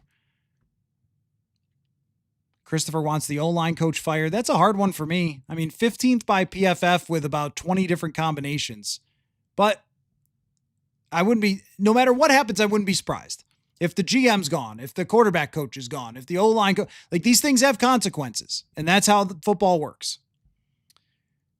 Dark horse from Douglas is the Rams flame out of the playoffs and they get Stafford. That is a dark horse. That is a very, very, very dark horse. I can't see that one. Ron says Lamar Jackson would be the offseason trade if the Ravens lose in the playoffs. That was our FanDuel question of the day. Well, look, the Lamar thing, it's weird. It's very weird. His relationship with the Ravens, it's just odd. How do you make that work, though? What do you give them? Grenard would be a thing. First rounder, 2 first rounders. I was a little more stable on the Burrow idea, but both of them have injuries. But there's never a question about Burrow and the leadership or what he means to that franchise or how people view him. Lamar, there's always a little bit of an undercurrent there of frustration from the team, and maybe that's just his health. But the Baltimore Sun article going after him, that was kind of odd. Trading KOC is only one coach I've seen traded, John Gruden. I think there's been others. Was Sean Payton traded to the Broncos? Does happen. I don't think they would do that. But if somebody, I mean, I don't know. That now we're deep in the weeds here. It's 7:00 and you guys are drunk on Vikings ideas on New Year's. But I don't think you want to trade a good coach. When you look at all the coaches that were hired at the same time as KOC, it'll make that more clear. Let's see. Forrest says, I don't believe it's worked out for the Browns. You could give them the number 1 pick every single year. Well, right. But I mean, the general idea of that scenario was, would you rather be kind of locked into being mid or take a big hack at potential greatness? Now, it didn't work out for the Browns, but did they ever handle anything the right way to take a swing at greatness? And really, if they stuck with Baker Mayfield and kept building around him, it probably works out for them. Because they built a strong roster right after, but, because they got the number 1 pick and they drafted Baker and then they were in the playoffs and they were 1 completion by Chad Henne away from going to the AFC Championship, right? Wasn't that the case? So, the Vikings haven't been in that position very often. So even when it hasn't worked for a horrible franchise, tanking worked for them to get them to that spot once. And they made the playoffs with Joe Flacco because they had a strong enough roster through tearing it all down. So there's a bit of a case there. Ronald says McCarthy can be really good. He's got the talent. The problem is staying healthy. Well, that is part of the issue. It's very hard to develop when you're dealing with injuries a lot. Let's see. Is this Kalen? Sorry if I think I've got that. Do you think JJ has a legit shot to be a top 10 to 12 quarterback in the NFL? Let's see who that is. Like, who are we talking about? What's our bar? Let's see. Who's the 10th? Well, Tyler Shuck has graded well, but we won't count him. Let's see. This year, it's been on by PFF. Now, Mahomes, that's different because he's obviously still great, but didn't have a great year overall. So let's just call it Caleb Williams, Jared Goff, Bo Nix, CJ Stroud are your quarterbacks between 11 and 15 by PFF. And I think the answer is yes, to be in that range. I think that is possible. It's going to take improvement for sure from him this offseason. I don't think it's unattainable to get to that point. But the other reason to have the competition is that you also don't know about the health and whether he can stay healthy through an entire season next year. So you have to have competition. Is it in the cards? Is it possible? Is it still out there? Like, yes, of course it is. Because he is still a young quarterback and he's got tools to do it with. It's just, do you have time to let him work his way into it? Probably not, unless it happens next year. That's why this offseason is so big for him. But I think, can he be as good as Nix or Stroud? Yeah, he can. I definitely think that is something that's very possible. Okay, well, anyway, the Murray health issue is also very, very, very real. Todd was impressed with Malik Willis last week. Me too. I like the Malik Willis idea, but the Malik Willis idea has to come along with moving on from McCarthy, because otherwise Malik Willis isn't signing here. If I was his agent, I'd be saying, go get QB1, money and opportunity. Surprised he didn't mention he's been injured. No, yeah, that's real. That's a real thing. It's more about the, we could compare his numbers with Brissett. Dude, they haven't won a thing with Jacoby Brissett. Anybody, I'm baffled by the number of people who said that Jacoby Brissett played well this year. He did not. He did not. I mean, it's fine. It's a quintessential backup quarterback type performance for Jacoby Brissett. Very, very, very limited in what he can do. And it's phenomenal for backup. It's Ryan Fitzpatrick. It's Ryan, but it's not better than Kyler Murray. What was their record? What was their record with Jacoby Brissett versus Murray? The work ethic thing is concerning. Yep, for sure. Thank you, Dan, for listening. Really appreciate that. From Georgia. Cool. But yeah, no, you're right. You're right, Corey, that his reputation is concerning for sure. And when we go through the other options, Daniel Jones's Achilles and ceiling is concerning. Kirk's Achilles and his age is concerning. Mac Jones maybe just not being that great is concerning. Like, every other option is going to have its worries. And I'm not even saying Kyler's my favorite one. I think for entertainment value, probably, because he's a really fun player to watch. But in terms of like threading the needle of finding someone who can be really good competition for him, Geno, for me, is the best option, because if Geno wins that competition over McCarthy, it was just last year that he won 10 games. I know he's been horrible this year, but last year, he's still, he's older, but he's not like decrepit. So, I think he could play pretty well in this system and then be frustrating and probably get you in the playoffs. So I don't know. The options are interesting to talk about. I'm putting together like a dossier, of all the different cases for each guy. So I'm working my way through that. Anyway, it's been great. And I also have a conversation with Grant Bills about the Vikings and Packers, but it's not really about the game. It's entirely about the Packers. Are they going to fire Matt LaFleur? Like, what are they going to do here going forward? So I am going to roll. I'm going to go watch some college football. I'm going to let the dog out. I want you guys to all have a safe and happy new year. So do not drink and drive. Use that Uber button, use the Lyft button, or whoever wants to sponsor the show. And here's my conversation with Grant Bills, who covers the Packers. All right, we welcome into the show for, I don't know, enough times to come back. Grant Bilsk, the Wisco Sports Show. They're in one of my favorite towns, Madison, Wisconsin. And look, this is not a football game that gets a hardcore preview from the folks that are going to have to watch it per our jobs. But that doesn't mean it's not interesting to talk about these two National Football League franchises. And I know that Minnesota fans are always keeping their eyes out over there on Wisconsin and what's going on with the Packers, and will be rooting extremely hard against the Packers when they are in the postseason. Grant, I would like to know from you if you are on the squad of people that surprises me by wanting Matt LaFleur fired. No, I've never been there. We take a lot of calls. So I produce our midday show 10 to 2, and then I host from 4 to 6. So I get a lot of input. Comments, I hear a lot of incoming material and incoming data and comments from people. And there are plenty of people who do. I've always liked Matt LaFleur. I don't think he's perfect, but I don't think many coaches are. Like most coaches, they're really good at scheme. They might struggle with this, or maybe they're a great leader, or they set a good culture, but they struggle with this, right? Like no coach is the perfect, well-rounded guy, and Matt LaFleur is no different. But I've always been a big fan. I think these last couple of weeks and the way this season has gone, has maybe shifted me a little bit more against Matt LaFleur. I still don't think I want the Packers to move on from him this offseason. I'm interested to hear your take. We're so embedded. We're talking about it every day. So we have takes that would probably make people on the outside go, what the heck? I do think this is a really tough stretch. And if the season ends the way that it's going right now, I do think it's way more of a decision in the Packers front office than I would have guessed, 2 months ago or when the season started.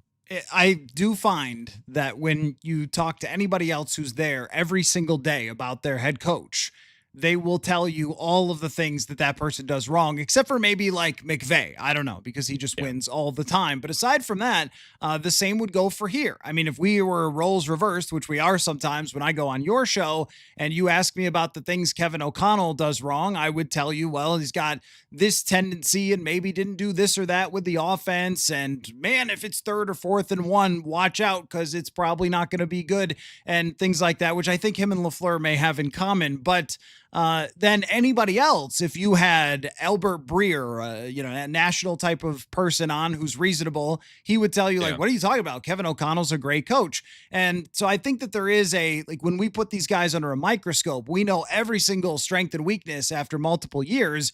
And then when you don't get over the top, especially if you're stuck in mediocrity, as the Packers have been the last couple of years, you start to get antsy and go, does this have to be a situation where someone else needs to come in and spark this thing? But I tend to think that example that everyone loves of John Gruden taking over for Tony Dungy is now quite antiquated. And I can't think of too many other ones where the franchise was in good hands with the head coach and constantly competitive, and then they fired that person, and then the next guy came in. If you've got one, let me know. I think Matt LaFleur sets a certain bar for you that's pretty high. And the other options are a mystery bag. And often, if you look at coach hire success failure, I mean, more coaches are failing than succeeding. So how do you deal with sort of the devil you know, the devil you don't issue? Well, I think the example of that, the replacement coach that took the team over the top that carries the most weight that everyone always cites is Steve Kerr for Mark Jackson. But everyone always cites that as if it's like a super common thing. You know what I mean? Like, this might just be the classic Steve Kerr for Mark Jackson situation. But it's like, but that's the only time that's ever happened. You know what I mean? But we always use it. And it's basketball. So I don't and it was a long time ago. It was already exactly. Like, can anyone give me an example since 2020 or 2016 since that's happened? Yeah. I think Matt LaFleur, why I maybe have skewed a little bit more anti-Matt LaFleur this year, especially really just in the last month, is I'm really having a difficult time with this Packers team being the 7 seed. I know they're injured. Yeah. And I'm baking that in. But this team should have won the division. And they should have won this division or should have been kind of running away or convincingly winning the division, even as Micah Parsons was injured and done. They just left so many games on the table this year with Cleveland and Dallas. You know, The funny thing is I think Aaron Nagler brought this up last time he was on our network. Like, everyone's fine picking the Packers to go 11-6, but then every one of those 6 losses, they lose their mind. So, like, yes, I'll bake in a couple losses, but the Cleveland one was tough. And the Carolina, Dallas, the Philly is a nasty roster, but they had lots of chances to win that at home on Monday night. They stepped on it a bunch of different ways. And then you couldn't beat the Bears when you dominated them for 58 minutes. It just seems like those types of moments happen with Matt LaFleur teams a lot. And maybe it's horrible luck and it has nothing to do with the coach. These are things that, talk radio, we talk about, but we never figure out. Like, how much is a coach actually responsible for when his guys don't make plays in the biggest moments? Is that all on the player? Is a little on the coach? I don't know. But I don't think the fact that the Packers have been the 7 seed the last 3 years is a complete and total, I think that's reflective of them. In order to win the division, you need to cut out some of those bad losses and you need to be a team that doesn't have an awful month or a bad stretch of games, and they've proven incapable of that. And I don't know, at a certain point, you have to wonder if that's a little bit of a reflection of the head coach. So I think that LaFleur might fall into a similar category that I always put Kirk Cousins in, because people would say to me, you hate Kirk Cousins. And I'm like, no, it's more nuanced than that. Plus I got along with Kirk fine. He's a very nice guy. But where I always put Kirk was in a category of just good enough to let you down, which is a compliment and a criticism at the same time. Just like Kirk Cousins, I mean, he's a very good quarterback who always had the Vikings in the race, in the playoffs, in the hunt, got in the playoffs, won a single playoff game.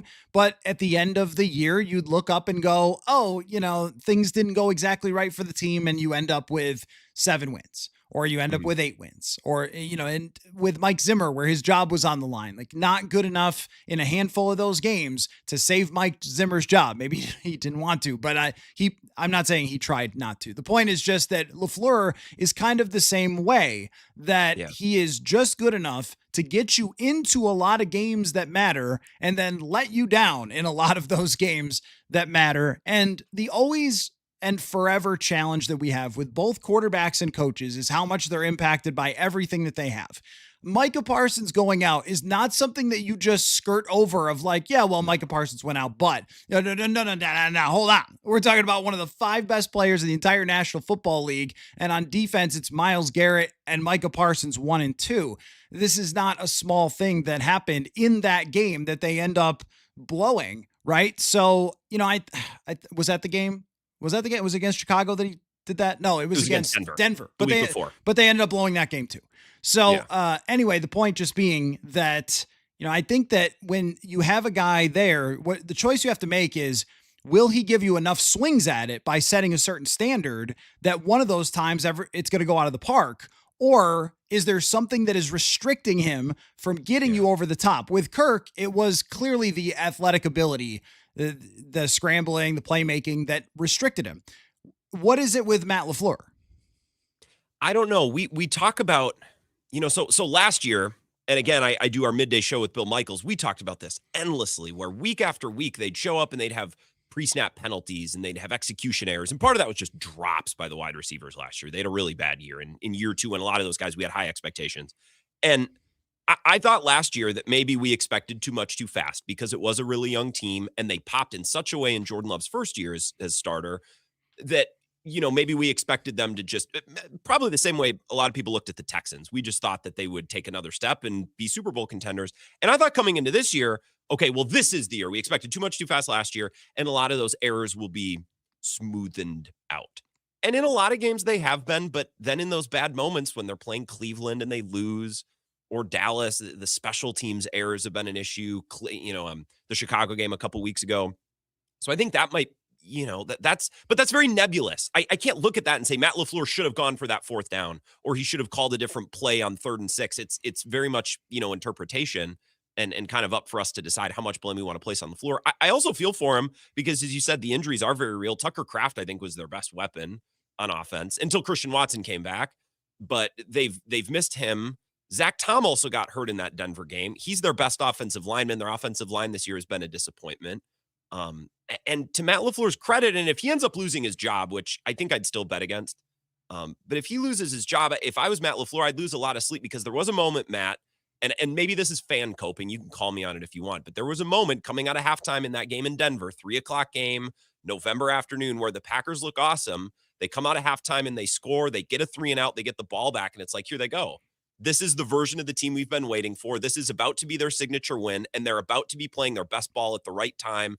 Hafley's in place, Micah Parsons in place, and then it all just hit the fan. Micah got hurt and Watson got hurt, and they just haven't bounced back. So I do wonder, like, if that Sunday afternoon goes differently and those guys don't get hurt, I think there's an alternate reality where we're doing cartwheels over LaFleur. And to his credit, he should have won that game in Chicago with Malik Willis. Like, he should have. That was a 10 out of 10 feather in a coach's cap type of win that doesn't get to go on his ledger because they couldn't field an onside kick. So I think Matt LaFleur is excellent, but some of those things can be nitpicked, but I also think the timeline has been dark for him this year in ways that maybe he doesn't deserve. Let me throw back to like a Marty Schottenheimer, since we're using old references, kind of reminiscent a bit of that, where the Chargers, when Schottenheimer was their coach, I think he was the coach, might have been Norv Turner, but the Chargers were like the snake-bitten team in the playoffs. They intercept Tom Brady, and all the guy has to do is go down to the ground, and then they win the game. And instead, he tries to run, fumbles the ball, gives it back to the Patriots. Patriots go win,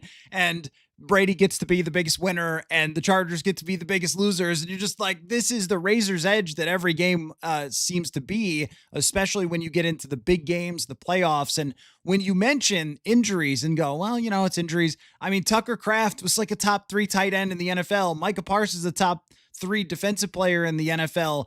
Offensive lineman Josh Jacobs was a top 5 running back last year and has been injured the entire season, didn't play against the Vikings, and then he's been banged up the rest of the way, so they can't run the ball the same. And I also think that you are probably in the range of a quarterback that is similar to Kirk in that way. I think that Jordan Love, because of his aggressiveness and physical tools, is higher ceiling than Kirk Cousins, because you can have someone about to tackle him, but he's 6'4" and he could throw it 47 yards down the field for a touchdown.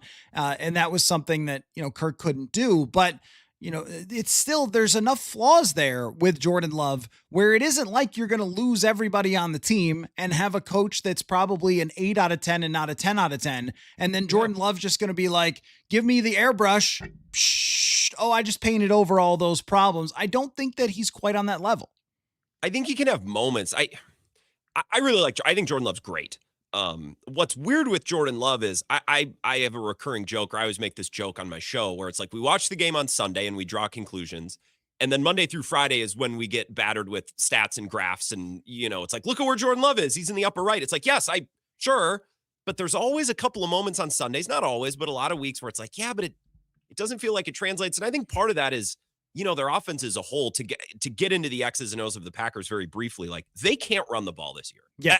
At all. They're incapable of doing it. We spent the first 2 months of the year coming up on opponents and saying, well, if they can't run the ball this week, they can't run it on anybody. And it was the Bengals and then the Steelers and then the Bears, and they could against nobody. They couldn't do it. And Tucker Kraft was so important for this team because he was almost like a weird supplement to the running game in that you could check the ball down to him and he would rumble for 15 free yards. And they don't really have another guy who can do that. So Jordan Love does not have the, and high-priced quarterbacks have to do some of this their own. I totally get it, but he has no running game this year, and he lost the one guy who kind of helped make up for that. And the defense now, and this started before Micah Parsons went down, they're not very good.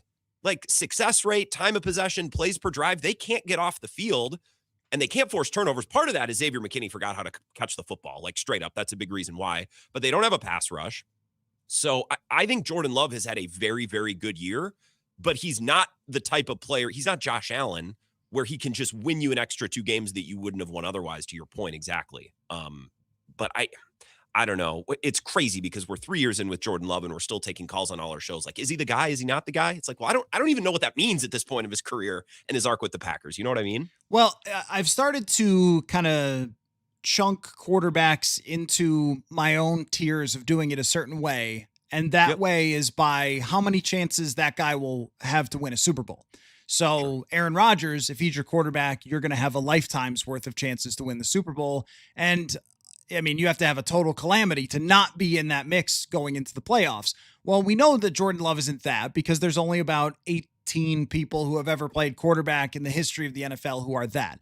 But the second level down is the Justin Herbert, the Dak Prescott, the guy who is really, really good and everyone thinks is good. And especially like the Illuminati of tape analysts will always, oh, look at this throw, look at that throw.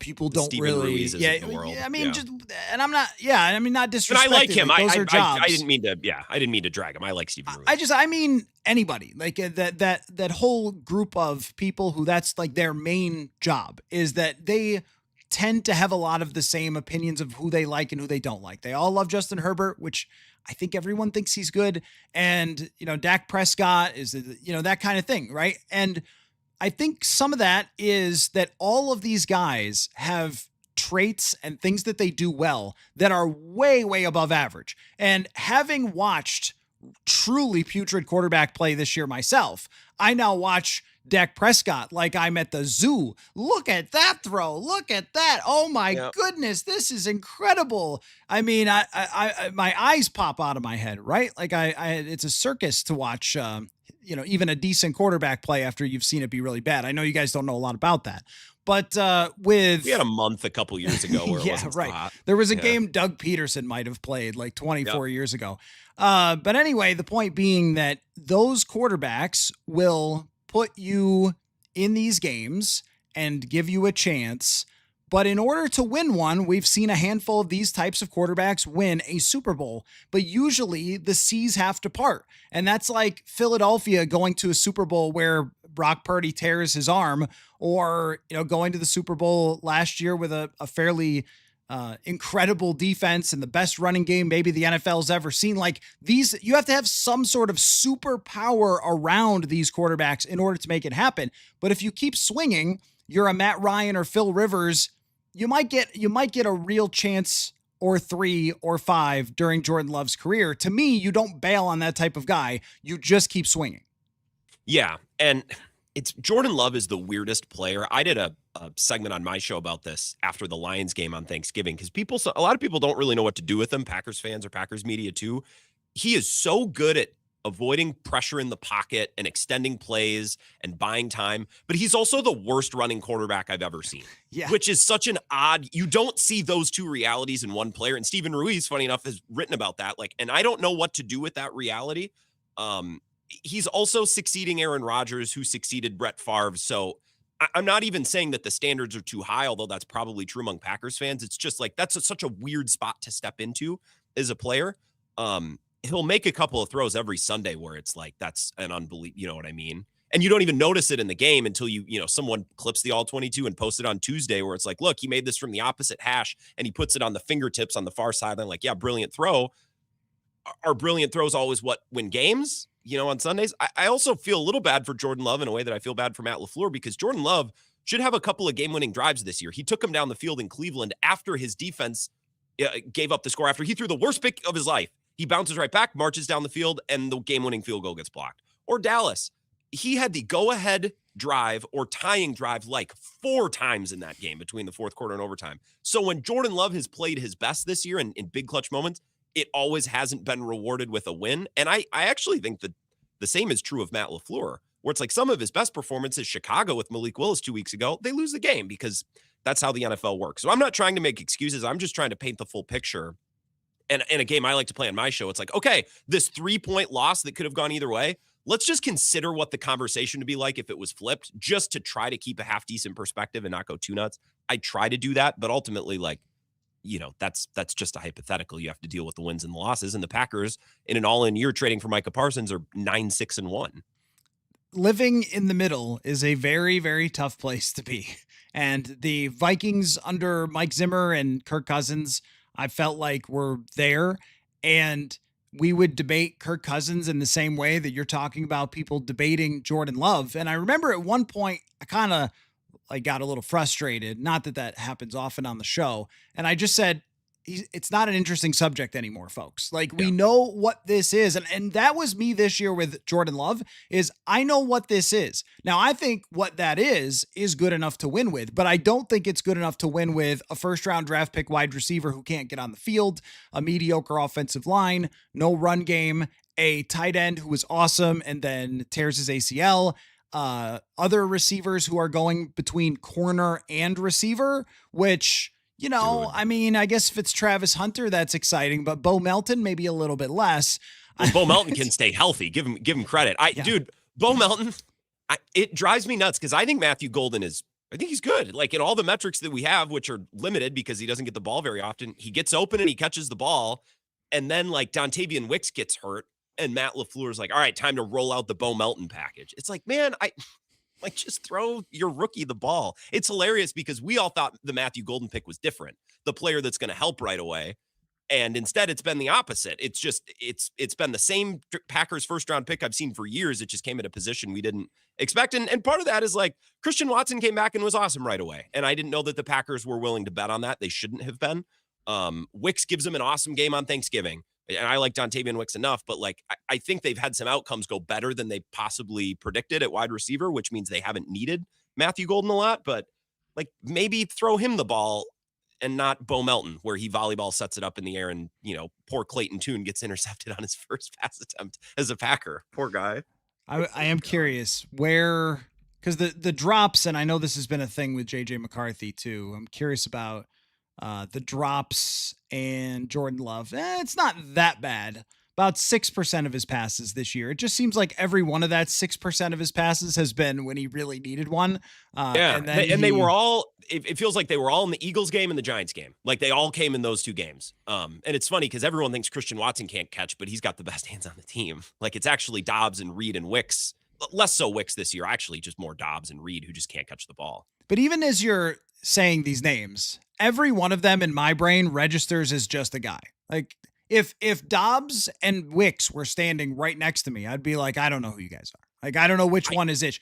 I mean, even watching them play, like Jaden Reed is really good. Health is an issue with him too. And this is where, I don't know, everyone, like, you need a better training staff? No, I don't. It's probably not it. Maybe, I don't know. Like, there's no answer for the injuries, but let's look a little bit ahead and then a lot ahead with the Packers. Okay. I want a score prediction for this week. No, I'm just kidding. Don't do that. The Vikings are going to win this game. That's what's going to happen. Who are they starting? Do we know? I think it's going to be McCarthy. He's practicing, so I think he's going to play. Okay. And he's going to pull a Matt Flynn and throw for 480 yards, and then they're going to name him the starting quarterback for next year. The Packers on FanDuel are plus 1,800 to win the Super Bowl. Teams that have better chances to win the Super Bowl include the Bears plus 1,700, the Jaguars plus 1,300, and the Texans at plus 1,200, along with all the other ones that you would think. Is that fair to just kind of put them out of sight, out of mind as a Super Bowl contender? Well, I think so. Yeah, I mean, their defense just gave up 300 yards rushing. You know what I mean? They can't run the ball. You can only have so many things. If you're looking at a team as a potential Super Bowl team, you can only have so many parts of the team where you're like, yeah, that sucks. Like that's just a no. That's a non-starter. And I like Jeff Hafley, I think. And I like some of their players on defense. I don't know that unit. Well, I know that unit isn't good enough without Micah Parsons. We had Sam Brookhouse on, who's one of my favorites, football analysts, and he's been making the point on our shows for 2 years where it's like this Packers team is the same team they've always been, just with Micah Parsons. And now Micah Parsons isn't playing. So yeah, I think it's fair. It's funny. The Packers have been in front of the Bears in the odds for, aside from record, until at least it had to be like a week or two ago. So that's a recent development. I know they were, I think, third with a healthy Micah to win the NFC once upon a time, which felt good. I'm like, this is on the table. But yeah, I would say that that's completely fair. 100%. Off-season, let's say you keep LaFleur, which I think is the most reasonable thing to do. I mean, if you look at hiring, go through hiring cycles. Here's some show content for you. Just go through hiring cycles. All the coaches that were hired, just go through them and look at how many are left. Because I believe when Kevin O'Connell was hired in 2022, there were 10 and there's one left, and that's Kevin O'Connell. I think maybe two, but I think it's one. After Dable was fired. So maybe the other one's on the hot seat. But several of them were gone before they even settled into their office, like Josh McDaniels or Nate Hackett. So you can when people think, well, the next guy's got to be better, he definitely doesn't. But anyway, let's just stay there. Stay with Matt LaFleur. Stay mostly status quo. What does the offseason look like when you have not only the best defensive player, but now one of the most expensive defensive players, and not only a really good quarterback, but one of the most expensive quarterbacks in the NFL? How does this team break out of where they are right now? Well, I think it starts this offseason with the offensive line. They have some questions. So Rasheed Walker has been their left tackle, and I think he's been good to very good. He normally has his worst games at the most important time, which is probably also true of Zach Tom, but those are also against the best teams. So I guess that's understandable. So they need to figure out what to do with him. They need to figure out center because Elton Jenkins was the plan. He exploded his leg and wasn't any good. Sean Ryan's filled in and been fine. Belton's been playing right guard. Jordan Morgan's been hanging out as a former first-round pick, and everyone just assumes, well, he'll take over at left tackle. I'm like, geez, he couldn't really hack it at guard, and I guess he's been fine at right tackle. I don't really love that as plan. So they're going to have to rework the O-line, which is bad this year. They couldn't run block, which I think is really hamstrung LaFleur. He wants to run the ball. O'Connell wants to throw the ball, and both coaches seem like they're really hesitant to admit that they can't do the thing they want to do. So I think LaFleur is the inverse of O'Connell. So the O-line for sure. And I think the D-line as well, not to just chalk up an offseason to the trenches, but their D-line has been decimated. Their depth is hurt. On top of Devontae Wyatt and Micah Parsons been down. I assume Rashawn Gary will be gone. He's expensive, and he's been measurably awful. Not just for the player that he is on that contract. He has been a bad player. And Igbari, they'll have to make a choice on. So they have to rework both of the fronts, which is a scary place to be, but I still like their wide receiver room. Romeo Doubs is probably the odd man out. I like their safeties. Probably got to get a couple corners too, but I don't know. Jeff Hafley has been crowned as a head coach in waiting. That feels like a coin flip. It would be kind of cool if they could keep him. I'm not really sure what to think because his defense has really regressed here. All off seasons that you're not replacing, like the big ones, the coach, the quarterback, feel like reshuffling when those guys have had a big enough sample to be in the middle-ish, like middle top, but still middle-ish. And this is always the concern about making the all-in, big swing, go for it type of move. Because if it doesn't work, then you look around and go, okay, now what? Like we traded for Micah Parsons and that didn't get us to the top seed in the NFC.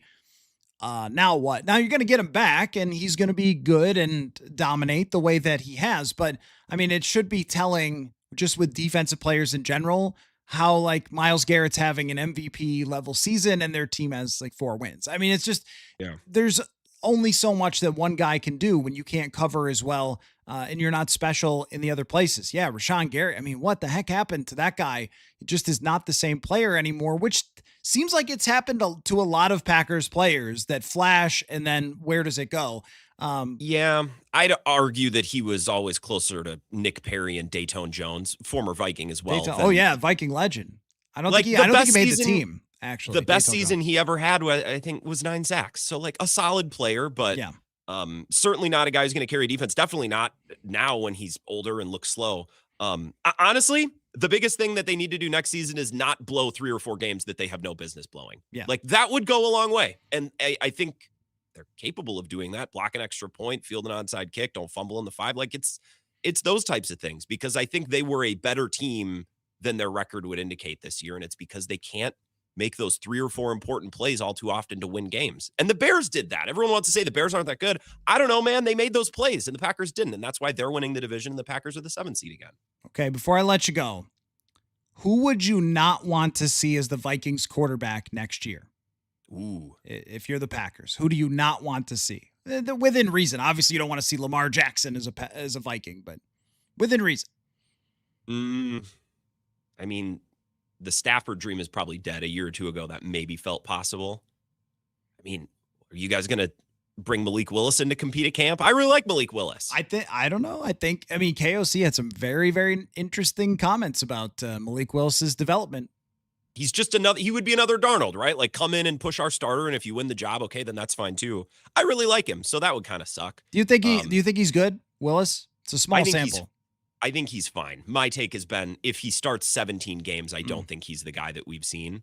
Yeah. But also I think for this team, like he can run and they can't run and Jordan Love can't run. So like a couple scrambles a game goes a long way. And I think that's been a big part of the reason that Malik Willis has flashed the last couple of weeks. But man, he can sling the thing too. Like he can throw it downfield. Kevin O'Connell could work with that. You know, I haven't picked up on how the run game is doing for the Packers this year. Maybe we should spend some more time on that. Grant Bills Madison, Wisconsin is a great town, and that's where you are on every day. You and Bill Michaels, a great guy, does a great show there as well. So you're a friend of the show, and I occasionally show up there. So I'm sure we'll see each other around, maybe combine or something. But the off season has begun here, and probably in about a week for you as well. So best to you. It feels that way. Thank you. I'm finding myself in the Twin Cities. I had Christmas in Eden Prairie. So next time I'm up there, I'll drop you a line. But yeah, it feels like the off season is near, which means we can actually start talking about replacement candidates. I haven't allowed that yet. It's like, let's decide if we want to fire the guy before, I hate who are you going to replace him with? That's January, February content. We'll save that. You know how it works. Thanks for coming on, Grant.